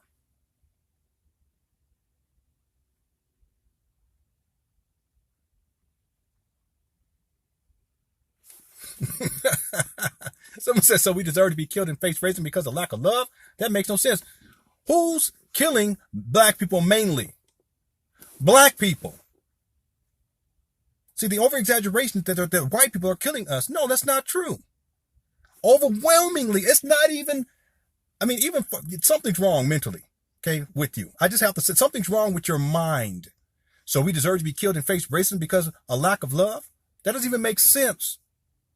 The vast majority of black people who are killed by other black people. Overwhelmingly. You have isolated incidents, of course, but overwhelmingly that has nothing to do with racism. That has to do with our own behavior and how we treat each other. And one of the reasons why we treat each other so poorly is because we come from a victim mentality and poverty consciousness. And so when you have a victim mentality and you come from a place of poverty consciousness, you are in predator mode. Because it's about survival. The victim mentality is about survival. You're simply trying to survive, and you will kill your own brother. You will kill your own sister in order to, quote unquote, survive. That has nothing to do with racism or white people. Something's wrong. Okay. If you're going to make statements, there has to be some level of intelligence associated with it. It also has to be fair. See, there's a sense right now that we're being exterminated by the police. No, it's simply not true. Look, I grew up in let me just tell y'all real quick. I know I'm running out of sunlight. I grew up in Southern California I was born in 1975, but I grew up through the 80s and the early 90s. And if y'all don't know, during that time period, gang warfare was at an all-time high. And the murder rates in the African-American communities in the quote-unquote hoods were at an all-time high. I cannot tell you how many times I went to school and one of my homeboys did not show up. And then later on, I found out that he was killed in a drive-by. I can't tell you how many. I had one friend, there were these two brothers. And their names were similar, something like Marion and Byron and Myron, something like that. Byron and Myron, I think that was it. Their names were very similar. One of them was real cool. The other one, he was cool. He was cool with me, but he was involved in deviant behavior. You can tell, like, he would beat up people, or he would, just curse people out, or he would insult people, or he would threaten a lot of people. He never did that to me because we were cool. Me and his brother was real cool. His brother was real soft-spoken, kind of calm like I was. I remember that there was a drive-by shooting, and someone drove by it, and it was a party, and shot up the party, and someone died, and it was someone that I knew. I'm sorry, I'm getting a little emotional because y'all have no idea. Y'all have no idea. Someone that I knew had gotten killed. They didn't know who did the shooting, right? And they were trying to figure out who did the shooting, who was the gunman in the drive-by shooting. If y'all don't know what a drive-by is, that's when you drive by a location and someone's a driver. Usually it was a driver and there'd be other people in the car, maybe one person, but in many cases it was a crew, and they would roll down a window and they would put their guns out the window and they would just shoot while the car, and there'd be into a crowd of people or to in many cases it was like a party. Some cases it was like if there was an area on the corner where gangbangers would hang out, people would shoot on that corner and try to shoot, and they just keep driving. Cowardice, right? You just keep driving. You drive by, you shoot, then you keep driving. So one of my friends had gotten shot and killed, and it was a big thing, and they were talking about it after school. I can't tell you how many times this happened. And they couldn't find out, and there was a whole big thing about who did it and all this stuff. But then it was like a couple of months later, they said, yeah, they arrested Myron and Byron. I said, what? He said, I said, for what? Because they're the ones that busted that drive-by. No, they're the ones who busted that. No, was it Myron? Which one was that? Okay, let me get this right. One of them. Okay, I can't remember which one's name was which. So let me get this right. I'm gonna say Byron was the aggressive one. Myron was the calm one. And someone came up to me and they said, well, what happened? Or they arrested someone. Well, who was it? And they said it was Myron. That was the calm dude, real relaxed, wasn't aggressive or anything like that. And I said, no, it wasn't him. You sure it wasn't Byron? They said Myron. And you know what? It came out that it was Myron. Myron was the one who busted the drive, who was a trigger man and killed another dude that I knew from the school.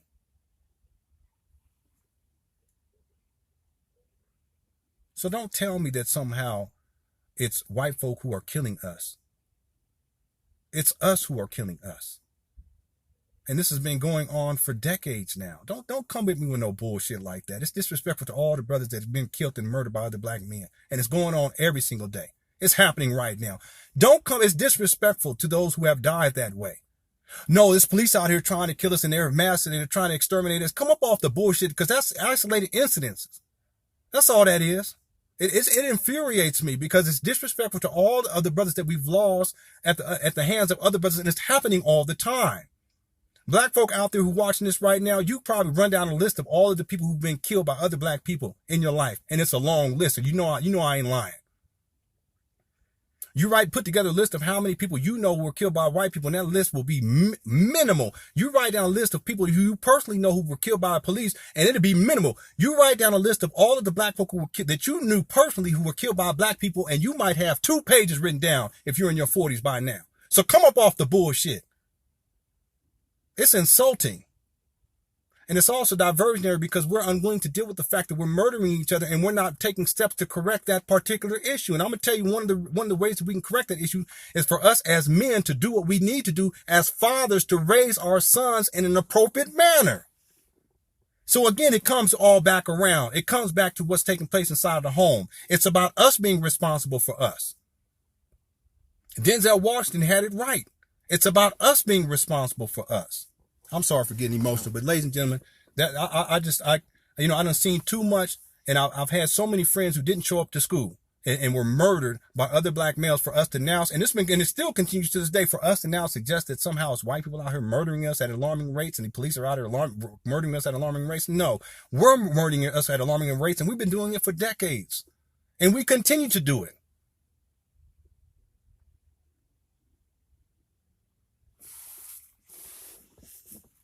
Y'all have to excuse me.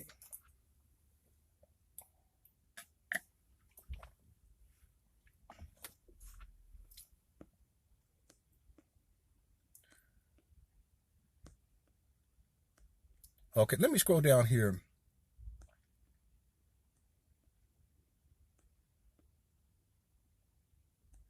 Okay, I'm going to get down to the bottom parts here so I can close this out. I don't even know what time this library closes. Y'all gonna give me miss out? Okay.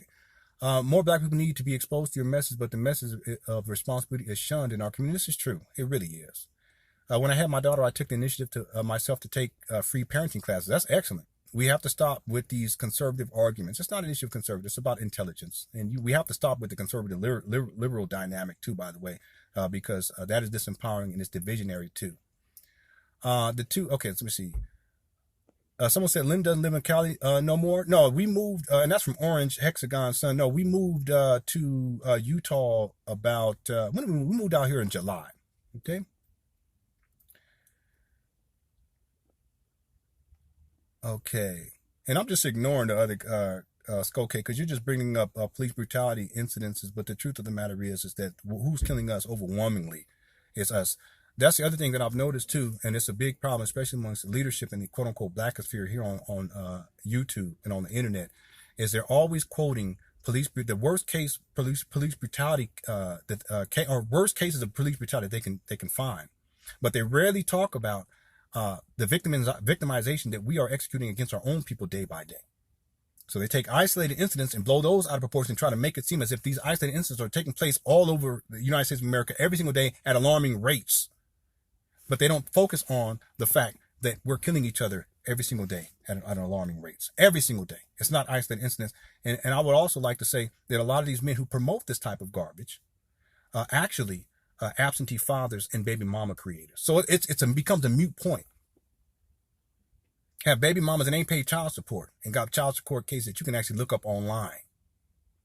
Again, when you have a victim mentality, you're always going to look to things that fortify this sense of victim mentality and perpetual victimhood. But you're not going to hold yourself personally accountable for what you do. And in particular, you're not going to be able to engage in the critical analysis of the behaviors of your own people that needs to be corrected. Those behaviors being the same behaviors that are actually more destructive and damaging to the African American experience than what we would call white supremacy. Okay. Let's see. Racism does exist, but that doesn't mean we're supposed to be responsible for our own lives. Can we think about two ideals simultaneously? Okay. Steve is responding to somebody else. Responsibility and accountability for one's children, which does not include abandonment and excuses. Hello. Yes.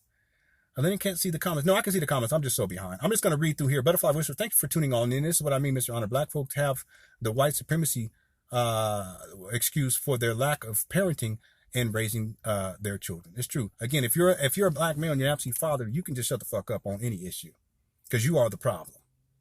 If you're a black male and you're calling women bitches, hoes, bed wenches, skanks, stalks, skeezers, shut the fuck up. You ain't got nothing to say about nothing. You are the problem. It ain't got nothing to do with racism, white supremacy. You're the problem. Okay? If you're out there disrespecting women, you're the problem. Your own women, you're the problem. If you're unwilling to support your child financially, you can shut the fuck up on all these issues because you are the problem. See, that's the personal accountability. Again, as men at some point, see, and the truth is that if your father was around and if he was worth some level of respect, he would have already taught you all this. See, these are things I teach my sons. Look, no, you got to be responsible. Don't make excuses. You make solutions.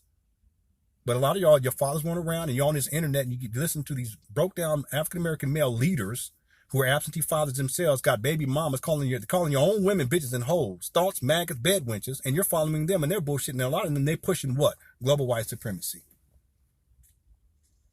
You've been misguided. You've been misled. You've been duped. You've been hoodwinked. You see? But take it from a man who is a dedicated husband and father who has respect for women. I'm still working on particular issues, dealing with my own degrees of sexism, but I'm working on them. I'm an open book about that. But I'm a dedicated husband and father. Take it from me. Externalizing your power will not put you in an advantaged position.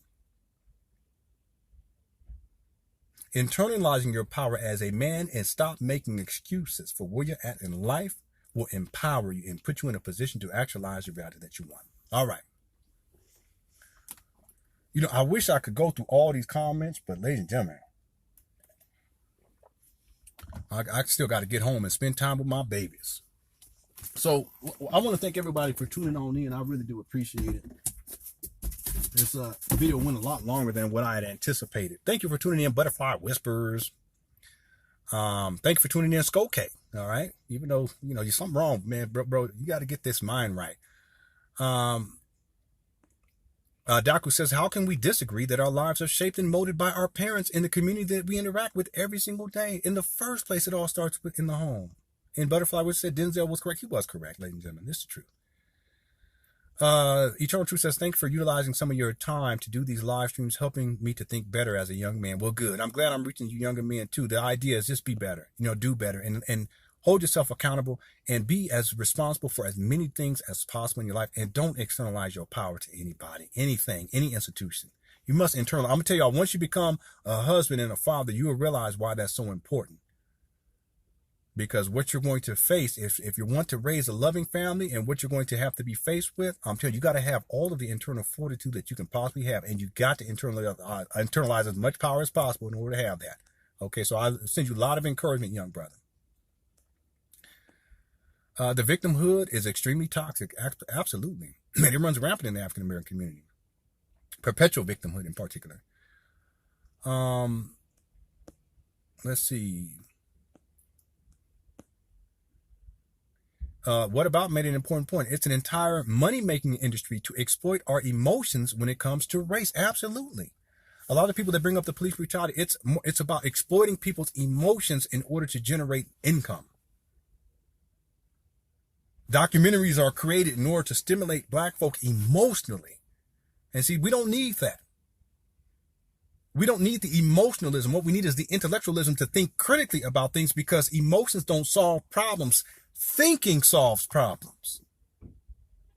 Emotions are not going to solve the problem of racism.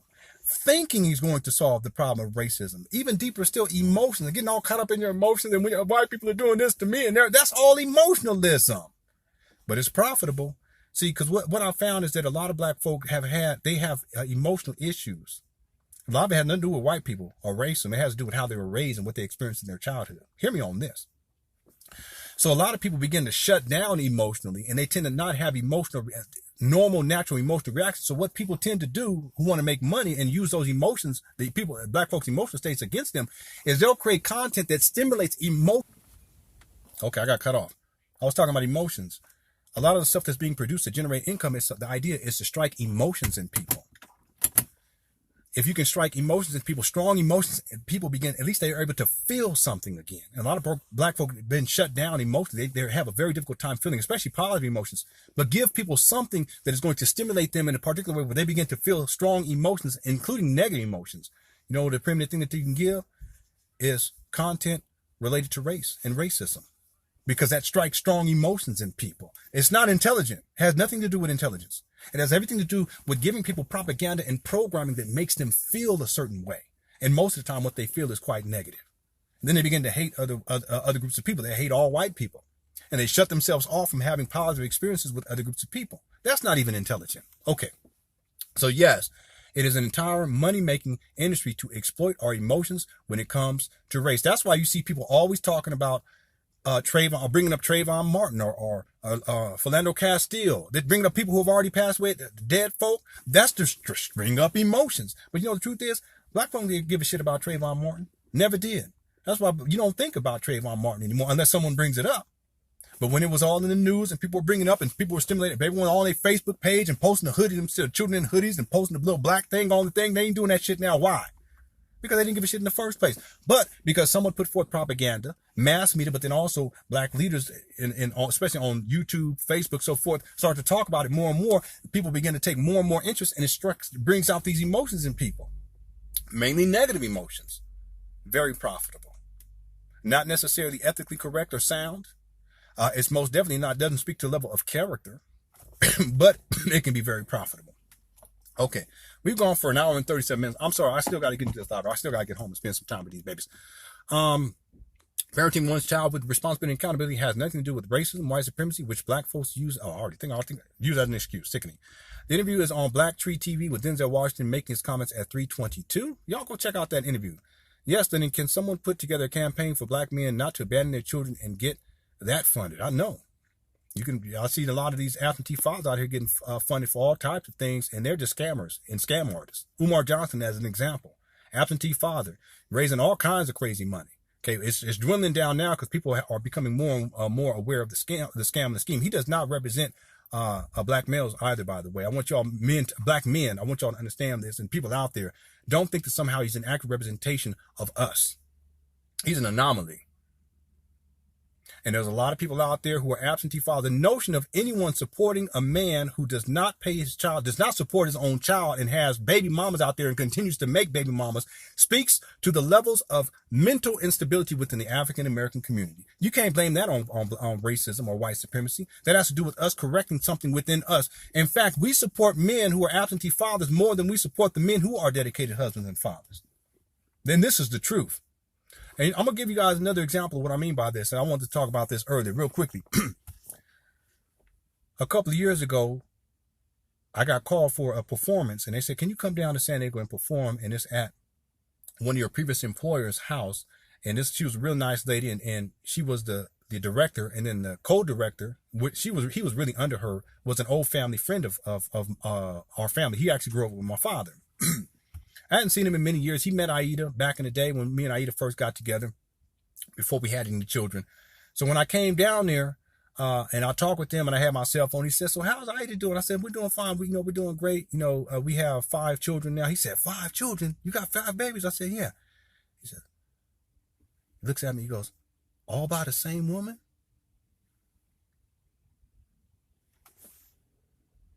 You see the mentality and this is a black leader too down there. You see the mentality that we have? It is expected that we are to live a particular life and that we can be deviant with our sexual behavior and totally irresponsible with our sexual behavior as black men. It's expected. So the notion of me being a black man, quote unquote, African-American man, quote unquote, and having 5 children with one woman, my wife, that is not even something that comes into our scope of reality. So when you think about it, that means that there is this expectation for black male sexual behavior wherein it is expected that we are to have all these baby mamas by all of these different women, and that if you do something otherwise, something's wrong with you.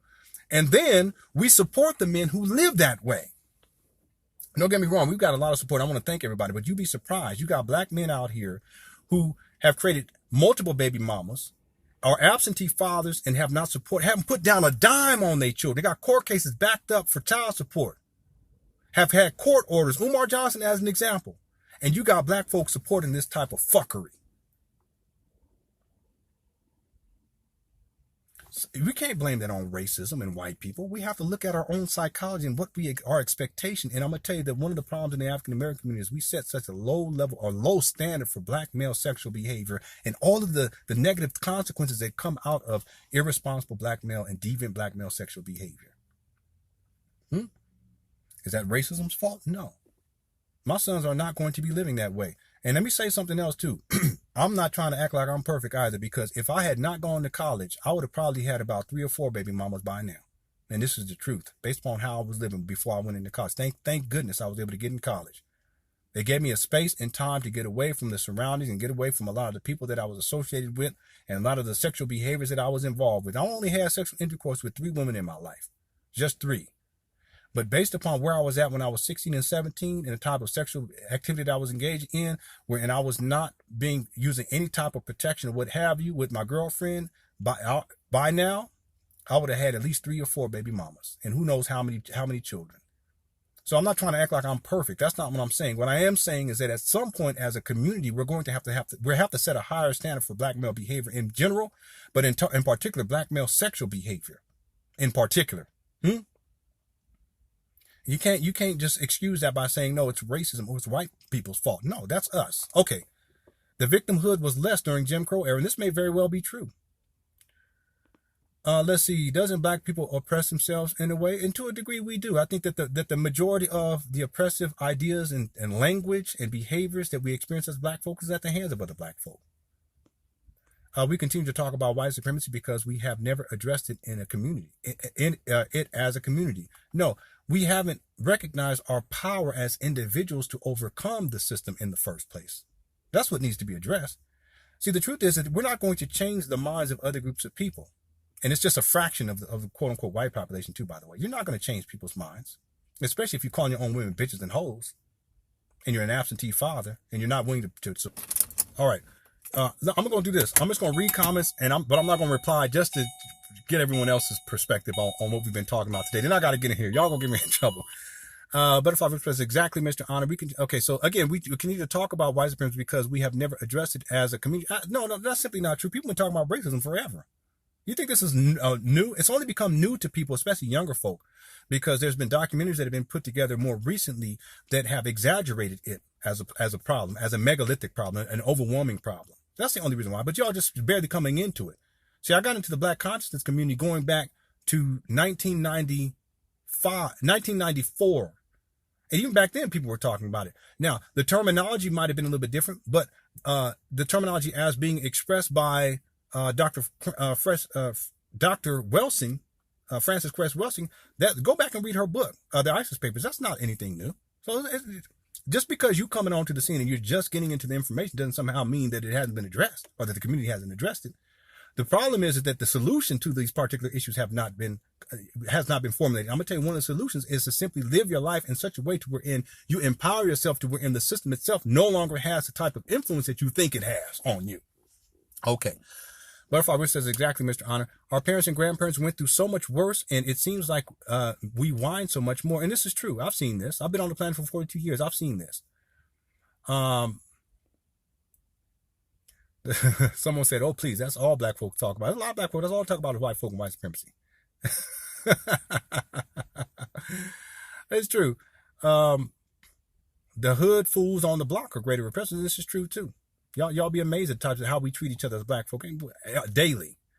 If something is not done in a community setting that does not stop us from each improving our lives on an individual basis, if we all do this, then the condition of the black community will improve. Okay, I think I understand what you're saying. This is probably the only time I've ever disagreed with you, in about a decade of watch. Well, that's fine though too. But the bottom line is that at some point you got to hold yourself personally accountable for things. And to be honest with you, what is there to disagree with?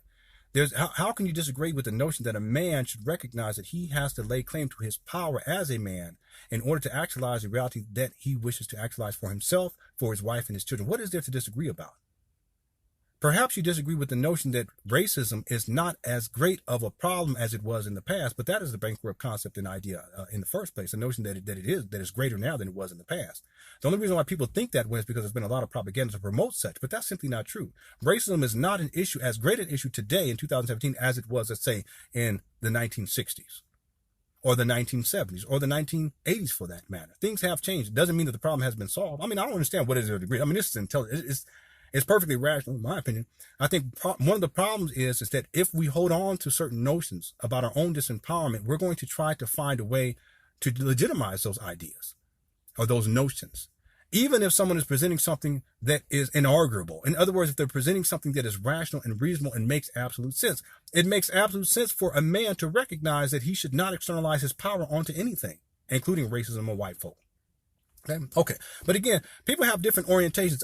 From my vantage point as a father and as a husband, I got 5 children, I got 3 sons and 2 daughters. There's no way that I'm going to externalize my power onto any given thing, especially white folk or global, with this concept of global white supremacy, the megalithic structure that is oppressing black folk. There's no way that I can do that because I will not be able to function as a man to my greatest potential and in a way that needs to be, in a manner in which I need to function in order to facilitate a loving household wherein my children are being raised in an appropriate fashion. I don't understand what there is to disagree about that, but that's on y'all. Okay. Again, proof is always in the pudding. Y'all come to my home, you see our children being raised in the type of relationship my wife and I have.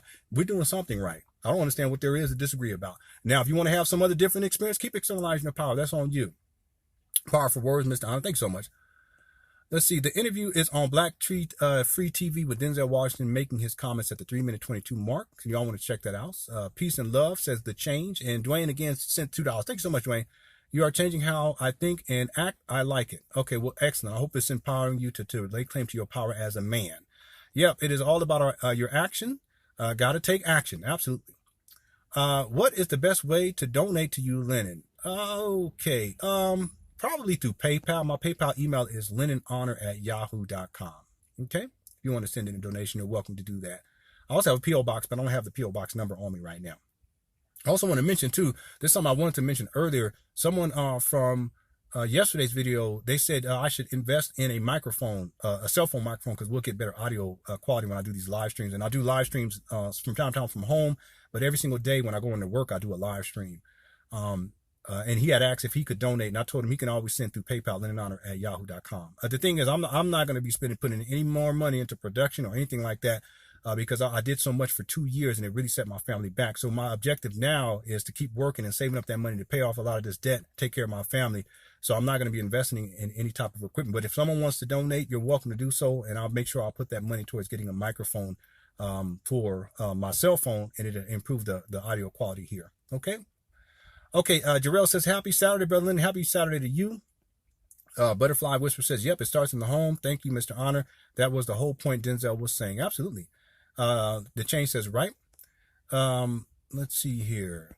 Again, Skoke, you still stuck on white supremacy. I mean, you're going to have to get over it. Something wrong with you mentally, bro. You're going to have to work through that at a certain point. And I've been there too, by the way. I also want to say that where I was like totally in this sense that somehow white people are oppressing black people to the extreme degree. When you come into a level of understanding, especially when you come into a level of personal empowerment, you recognize that it's simply not true. You know, the people who are oppressing us the most is our own people. Leon DeLion says, yo, Lennon, hope all is well. Everything is well. Hey, Lennon, follow your work since 2010. I left YouTube to have a break for a long time. Good to turn back on and see you're still doing your thing. I'm a big fan of your Voyager series work. Oh, yes, you're going back, and that's big, Keck. You're going back to the Borg in the 7 of 9 of sexualization of technology. Let's see here. I think the point is not to let it control your life. You alone will not make it disappear. You play a part and make your life what you choose. Absolutely. That's the personal empowerment, right? Personal accountability. Police yourselves in your own neighborhoods. Build within them. How about that? Too much work, right? Black folks could stop all of the foolishness within their own neighborhoods if they want to. And this is true. And if they have the means of doing it, and the means of doing it is simply how you're raising your children in the first place. It all goes back and starts with the home.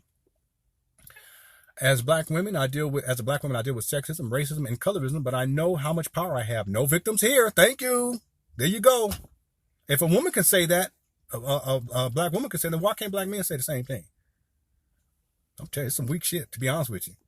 White people were oppressing me. White people were stopping me. It's such disempowering, man. It's emasculating. Let's see. Everybody experiences racism. Everybody, all people, yet they do not use it as an excuse like a lot of black people do. This is true. Let's see. Some of you I think I already read before. One, the issue of, with self-empowerment above all else is that there are so many forces pulling us towards disempowerment that getting to where you are is like climbing Mount Everest. Let's see. And then it cut off. No, it's not like climbing Mount Everest. It's simply something that you have to do. There's no, don't make excuses. As difficult as it may be, doesn't mean that it's impossible. You understand what I'm saying? See, why do we make excuse? How can we make an excuse to not empower yourself as a human being? And this is coming from Jack. Jack, if you're a man, how can you make an excuse for why it is that you can't empower yourself as a man? There are no excuses. And nothing can stop you. See, that's what I'm saying. You recognize that there is a system in place that puts you in a disadvantaged position.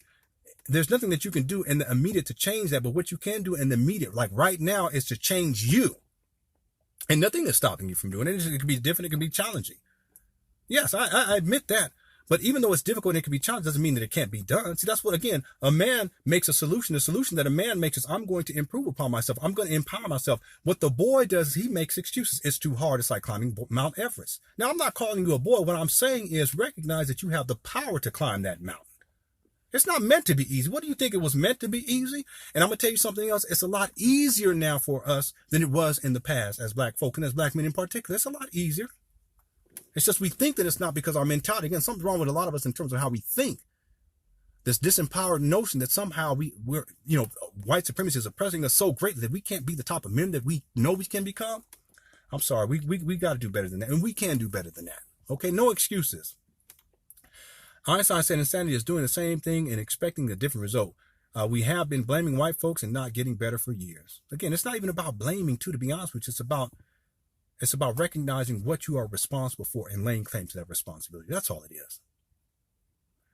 Okay, let's see. Okay,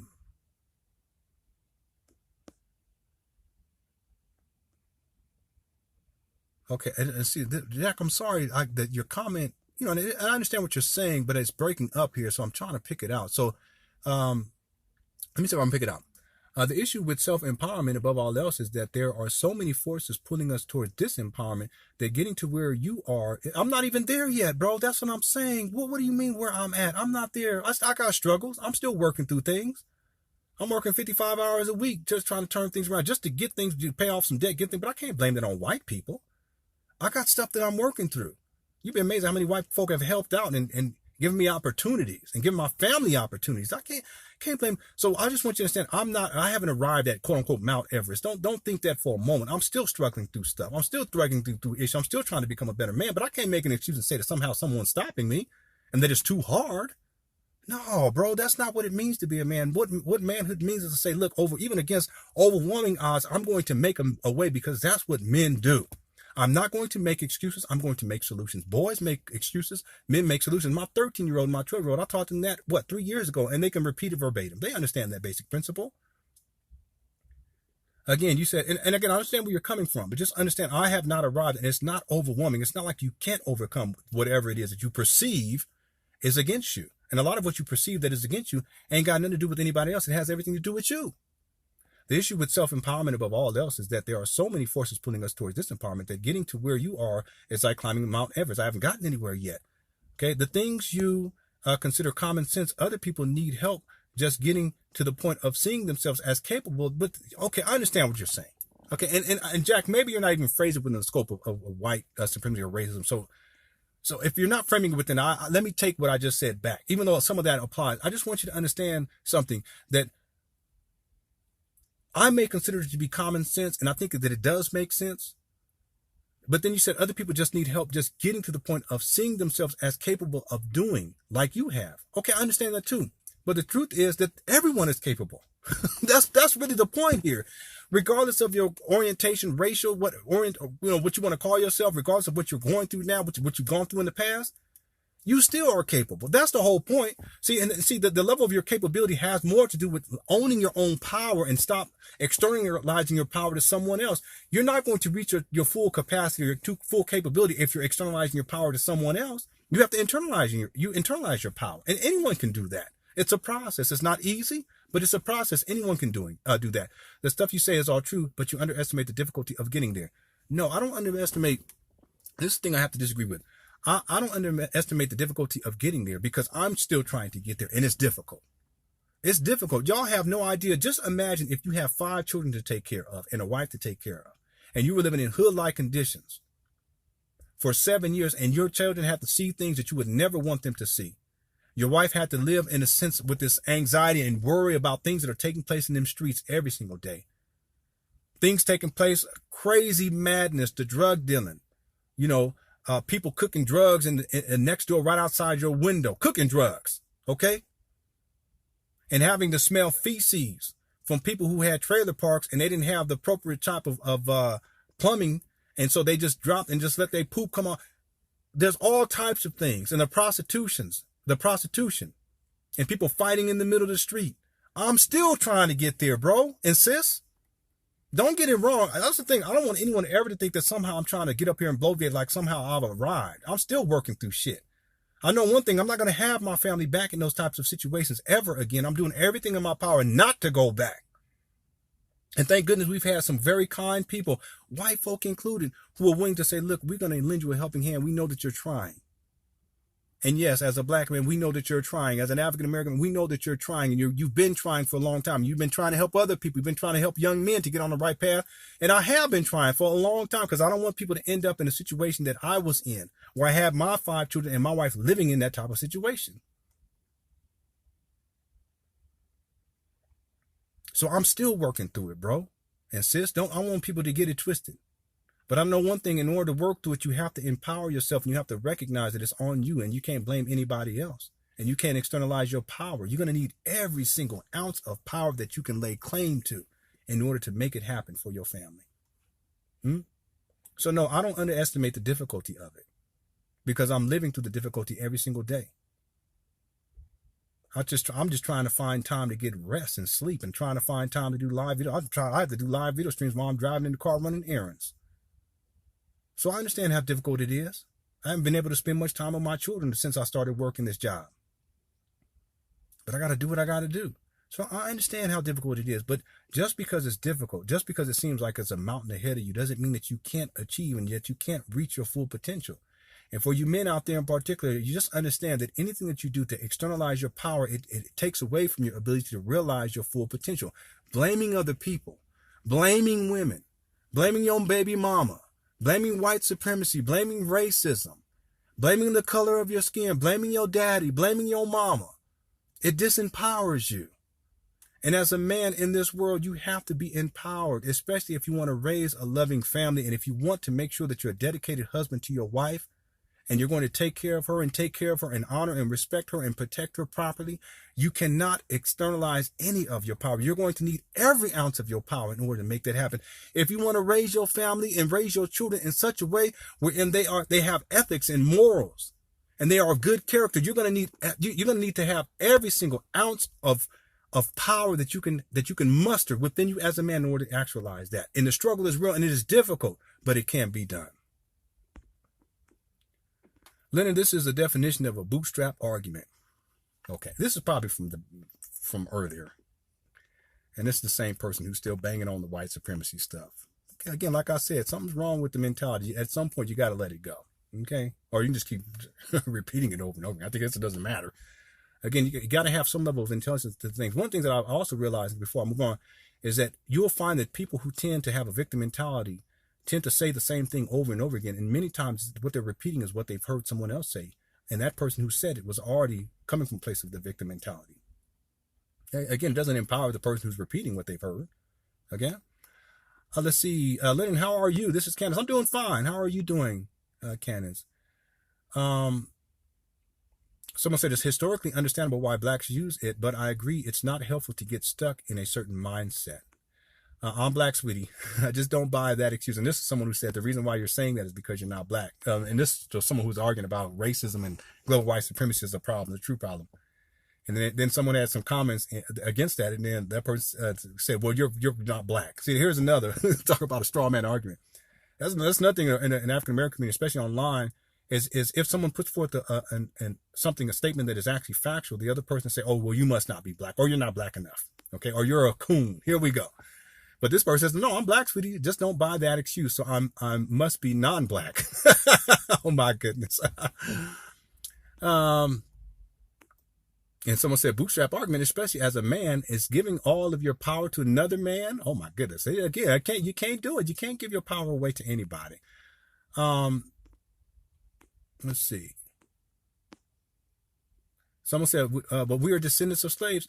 Yeah, we're descendants of slaves, some of us. But we're also descendants of people who overcame slavery. I mean, at some point we got to stop with it. I'm not, look, let me say something. I don't consider myself to be a descendant of a slave. I consider myself to be a descendant of people who overcame slavery. You see the difference in mentality? I'll leave it at that. My goodness gracious. At some point, okay, you're going to have to let go of the victim mentality, because even how you see yourself, you see yourself as simply a descendant of a slave or of an enslaved African. I see myself as someone who, a descendant of Africans who were able to liberate themselves, and who were able to go on and create a positive life experience for themselves and for their families. And a lot of us have done a wonderful job at that. You see the difference in orientation, difference in mentality? All right. I'm going to have to drop these books off in the book drop off thing. I think they have a concert or performance here, because I saw some musicians coming through. Okay, this for last time. I'm not going to be responding to anything else. I just want to just go ahead and read some more comments, because I want to make sure that everyone's perspective is heard. So let me see. Let me just hold on 1 second. What time? It's 5:41. All right. Okay. Well, listen, everyone. I'm going to go ahead and close this out so I can drop these books off and get back home. And I feel bad because I need to be spending this time with my children. We're going to be putting on some movies, and I'll pop some popcorn, put on the fireplace, and I'll hang out with them for the rest of the night. I do have to work tomorrow, but on the way to work tomorrow, I'll make sure I'll do another live stream.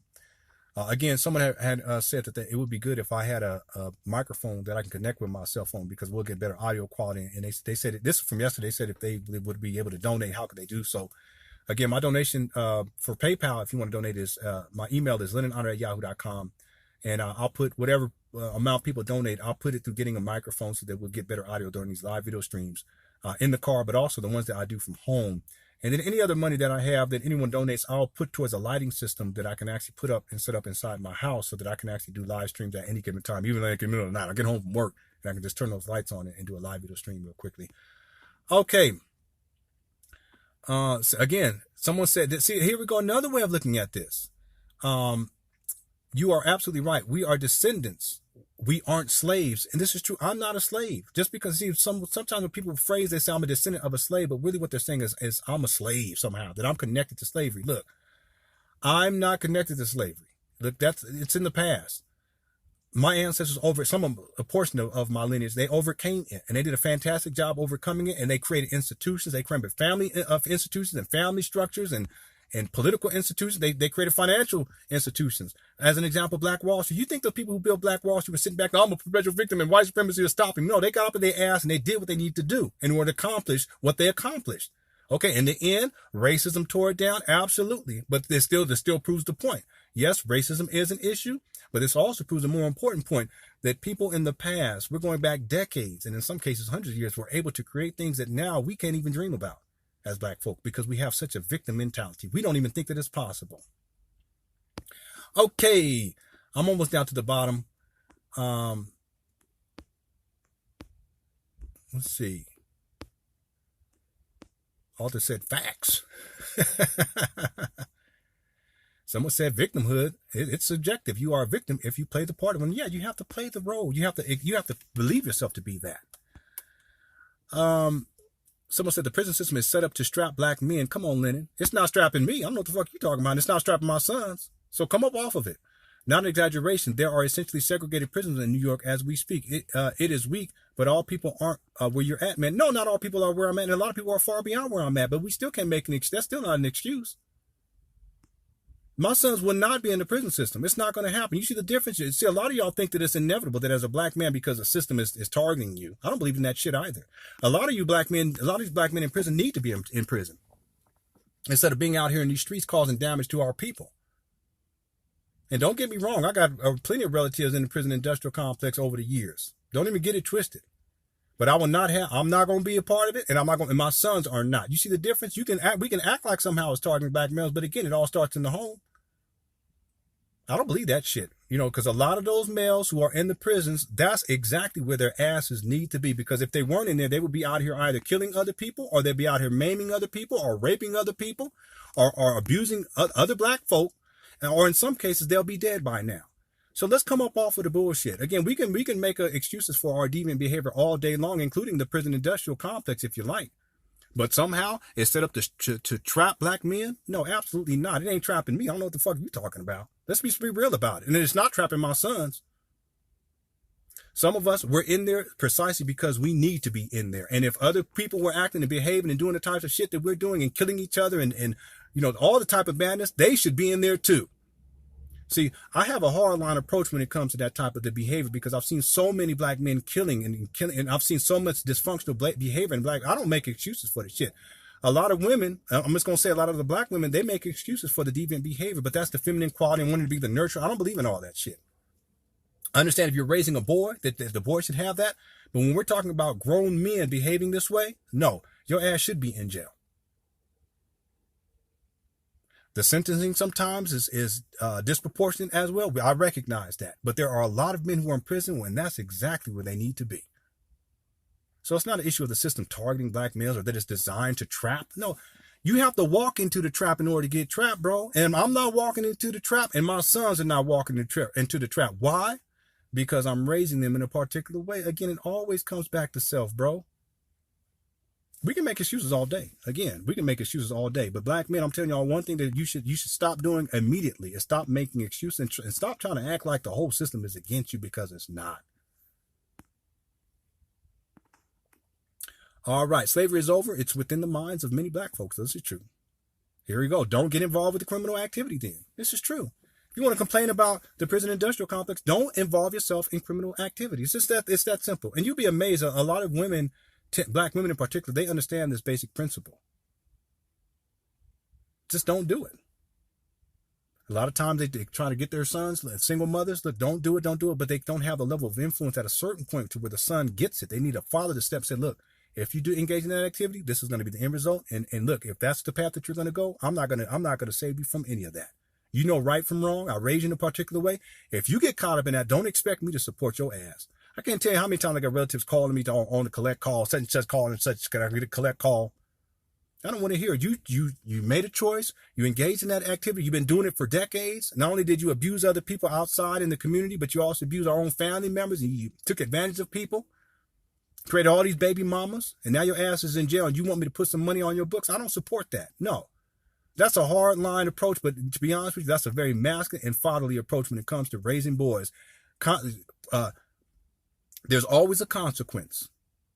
What you do is going to bring forth a consequence. If there's a trap set for you, don't walk into the trap. If prison is a trap, supposedly for black males don't walk into the trap. It's up to you. The problem is that we don't have enough men who have a hardline approach to that type of behavior. And we try to, so many of us, we make so many excuses for black male deviant behavior. And so then now they're victims, even though they're the one who were out there victimizing other people, mainly other black people. I don't believe in that. A lot of these males need to be in jail. And I wouldn't want them around my children. I wouldn't want them around my wife. I wouldn't want them around anybody that I care for. So let's come up off the bullshit, okay? Again, don't get involved with criminal activity then. This is true. Someone said, I have been more terrorized by black people, hands down. Me too. This is the truth. Butterfly said, preach, and it's the truth.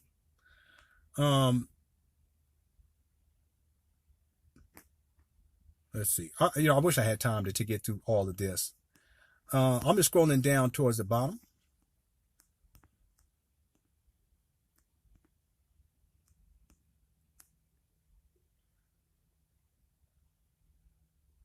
Yeah, let me just one other one. And this is from Skoke. I know I said I wasn't going because you're still stuck on the whole white supremacy. Again, something wrong with you mentally if you don't understand what I'm saying right now.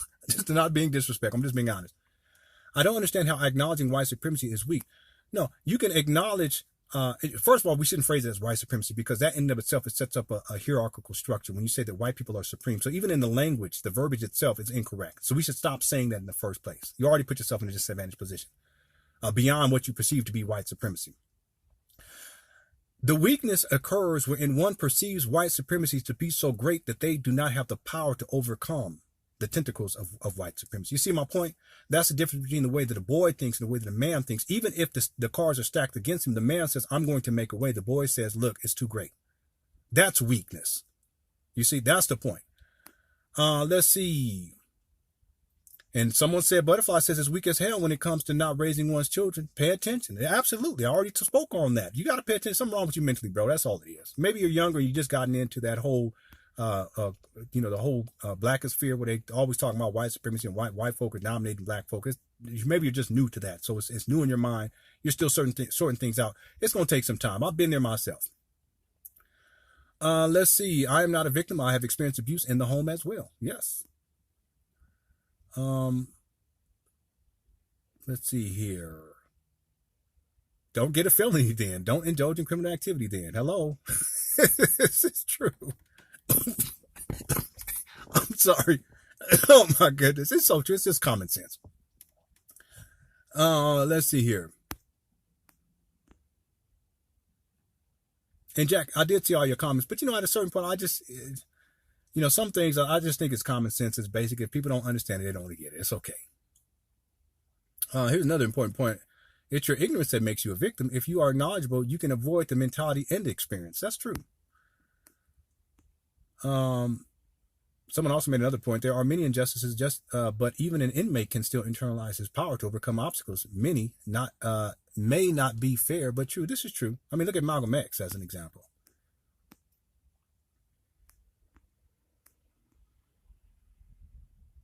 White supremacy does exist. That does not mean you aren't responsible for yourself or your children. Absolutely.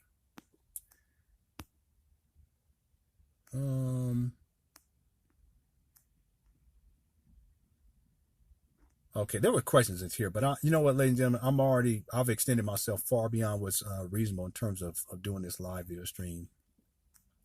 Okay, shout outs. Thank you, The Wave and Outer Crew. Thank you for tuning on in. And Orange Hex Sun and King Koala.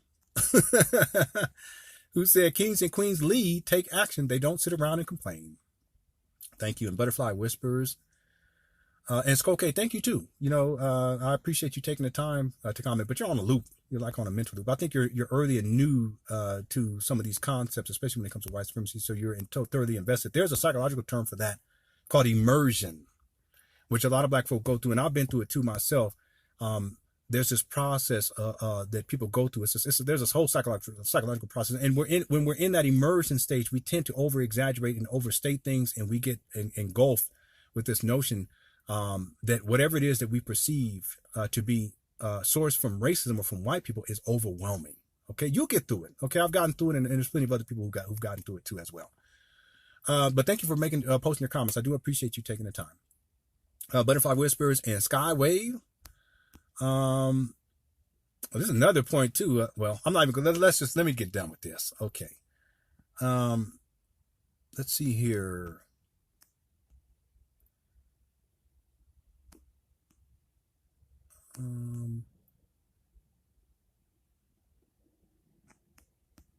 Okay. Yeah, these are pretty much the same people up in here. Sky, Waves, let's see.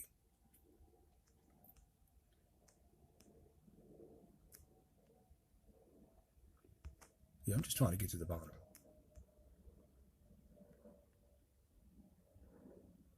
Yeah, there's some good comments into here too in terms of solutions as well. I wish I had time to read those comments. Again, focusing on the problem doesn't necessarily present the actual solution, but there's people who have solutions that they presented, which is really, really good. Thanks for being a great role model for to the black youth. Thanks for showing me that it is to be what it is to be a man and his duties. I hope I can be half a greater man like you. I'm 25 and learned and learn and see. I'm 25 and learning it. Thanks to you. Well, you're very welcome, and thanks for tuning on in. And keep tuning on in, young man. You're probably already a much better man than I was when I was 25. I met my wife when I was 25. So congratulations that you're on this journey, and always empower yourself and never give your power away. No one can make you a victim mentality. The blame game is too frustrating and stressful alone. Thanks, but no thanks. Absolutely. Blame game. Let's see.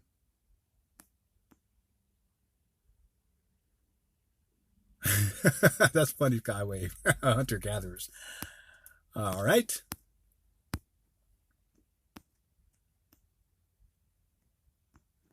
Okay.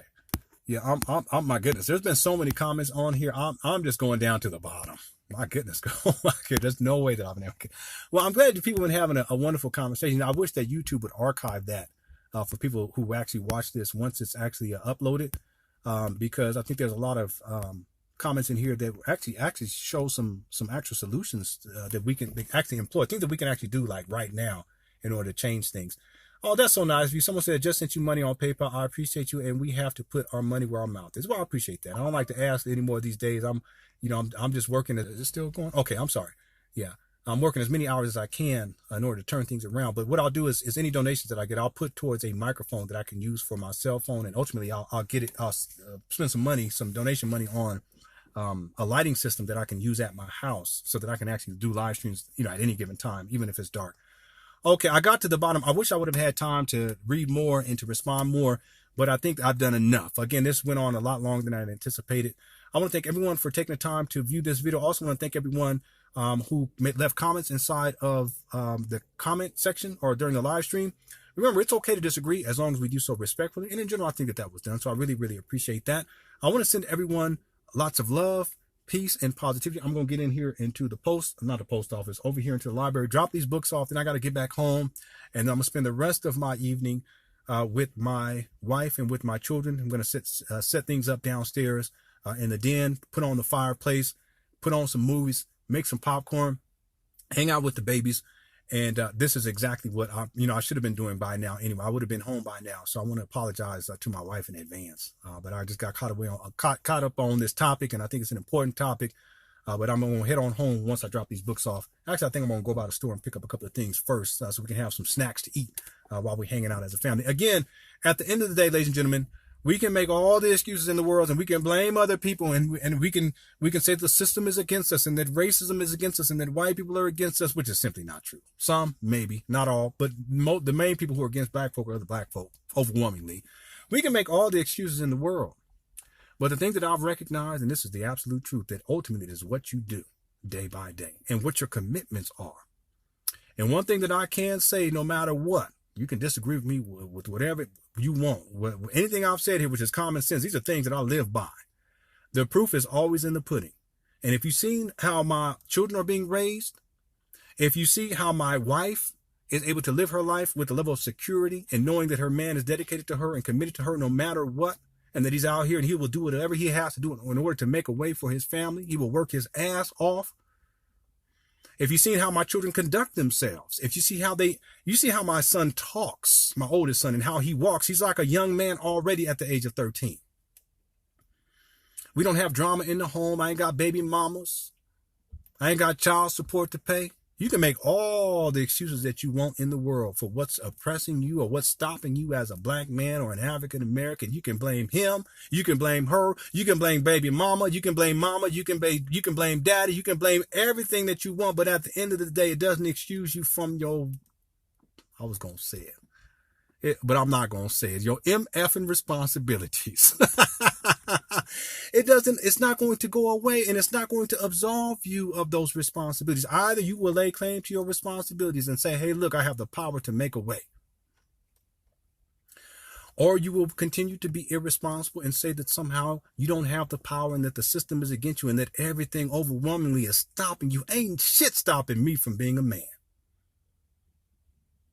Ain't shit stopping me from being a dedicated husband to my wife. Ain't shit stopping me from being a dedicated father to my children. I need to do better. I'm trying to do better. People don't get it twisted. Don't get it twisted. Don't ever think that somehow I'm getting up here trying to act like I'm perfect or that I have everything together. The fact that I worked 55 hours this last week in the cold 35 degrees, getting down to the upper 20s, freezing my ass off. I'm from Southern California. I ain't never seen no cold like this. And we ain't even deep in the winter yet. The fact that I'm out here busting my ass proves that I got shit that I'm working on and I'm trying to get together. No excuses. This is shit that your father should have taught you. This is shit that my father should have taught me so that I would have had this level of understanding long ago and I could have done so much better for my family. So don't get it twisted. I'm not trying to act like I'm perfect. But I do know one damn thing, that what I'm committed to in my family is the right thing with my wife and my children, and I'm doing the best that I can right now, and I'm not trying to externalize my power to no damn thing. Nobody, no institution, no thought, no idea, no sense that somehow there's a system that's suppressing me and stopping me from being the type of man that I need to be. Can't nothing stop me. White supremacy can't stop me. What people call global white supremacy can't stop me. Can't nothing stop me.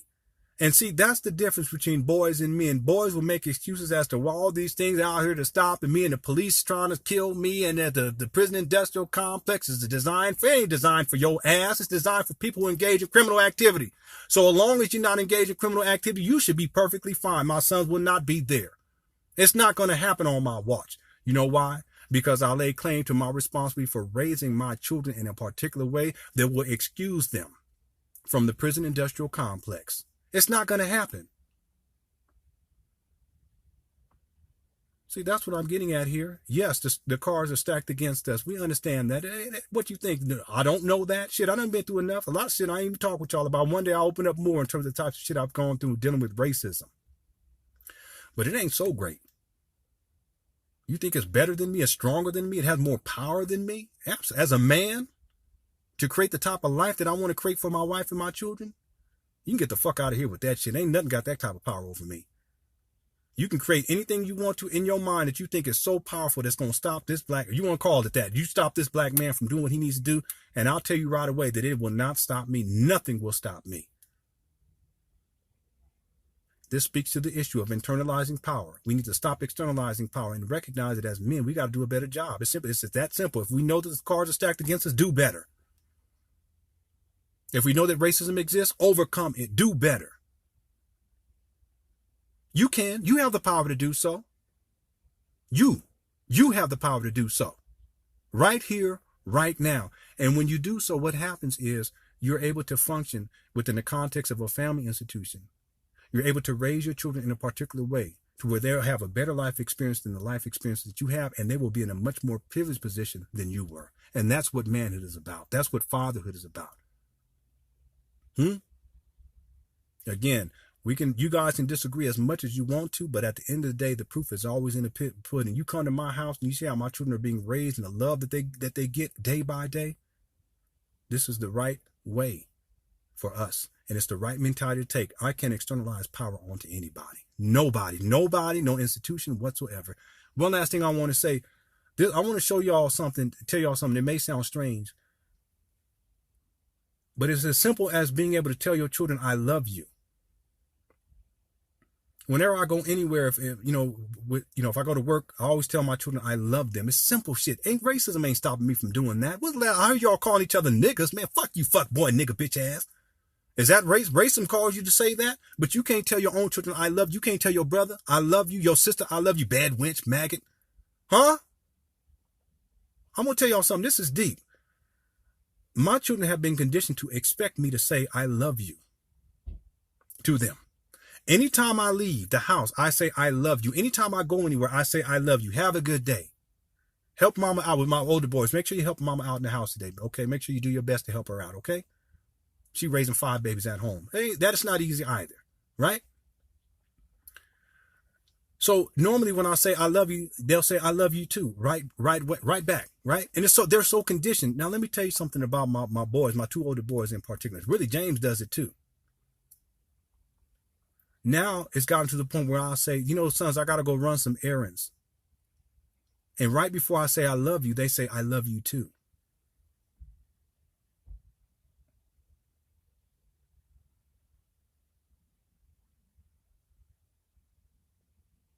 Even before I say I love you, I'll say I got to go run these errands. I love you too, Dad.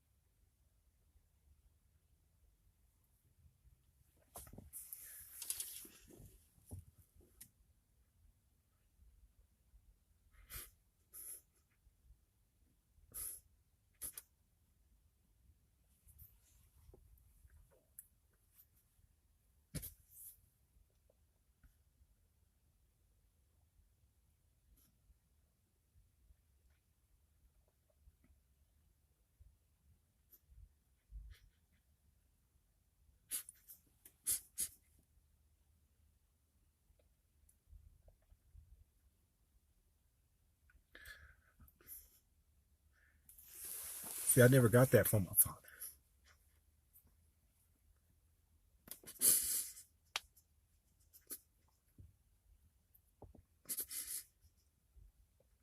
But I can't use that as an excuse to not love my children. You see my point? I can't use that as an excuse not to be a dedicated husband to my wife or a dedicated father to my children. That's what I'm saying here. It all starts in the home. Denzel Washington was right.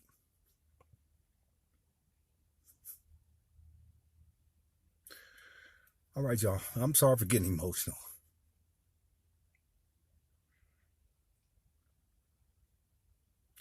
You know, I want to send y'all lots of love, peace, and positivity. Thank you for tuning on in.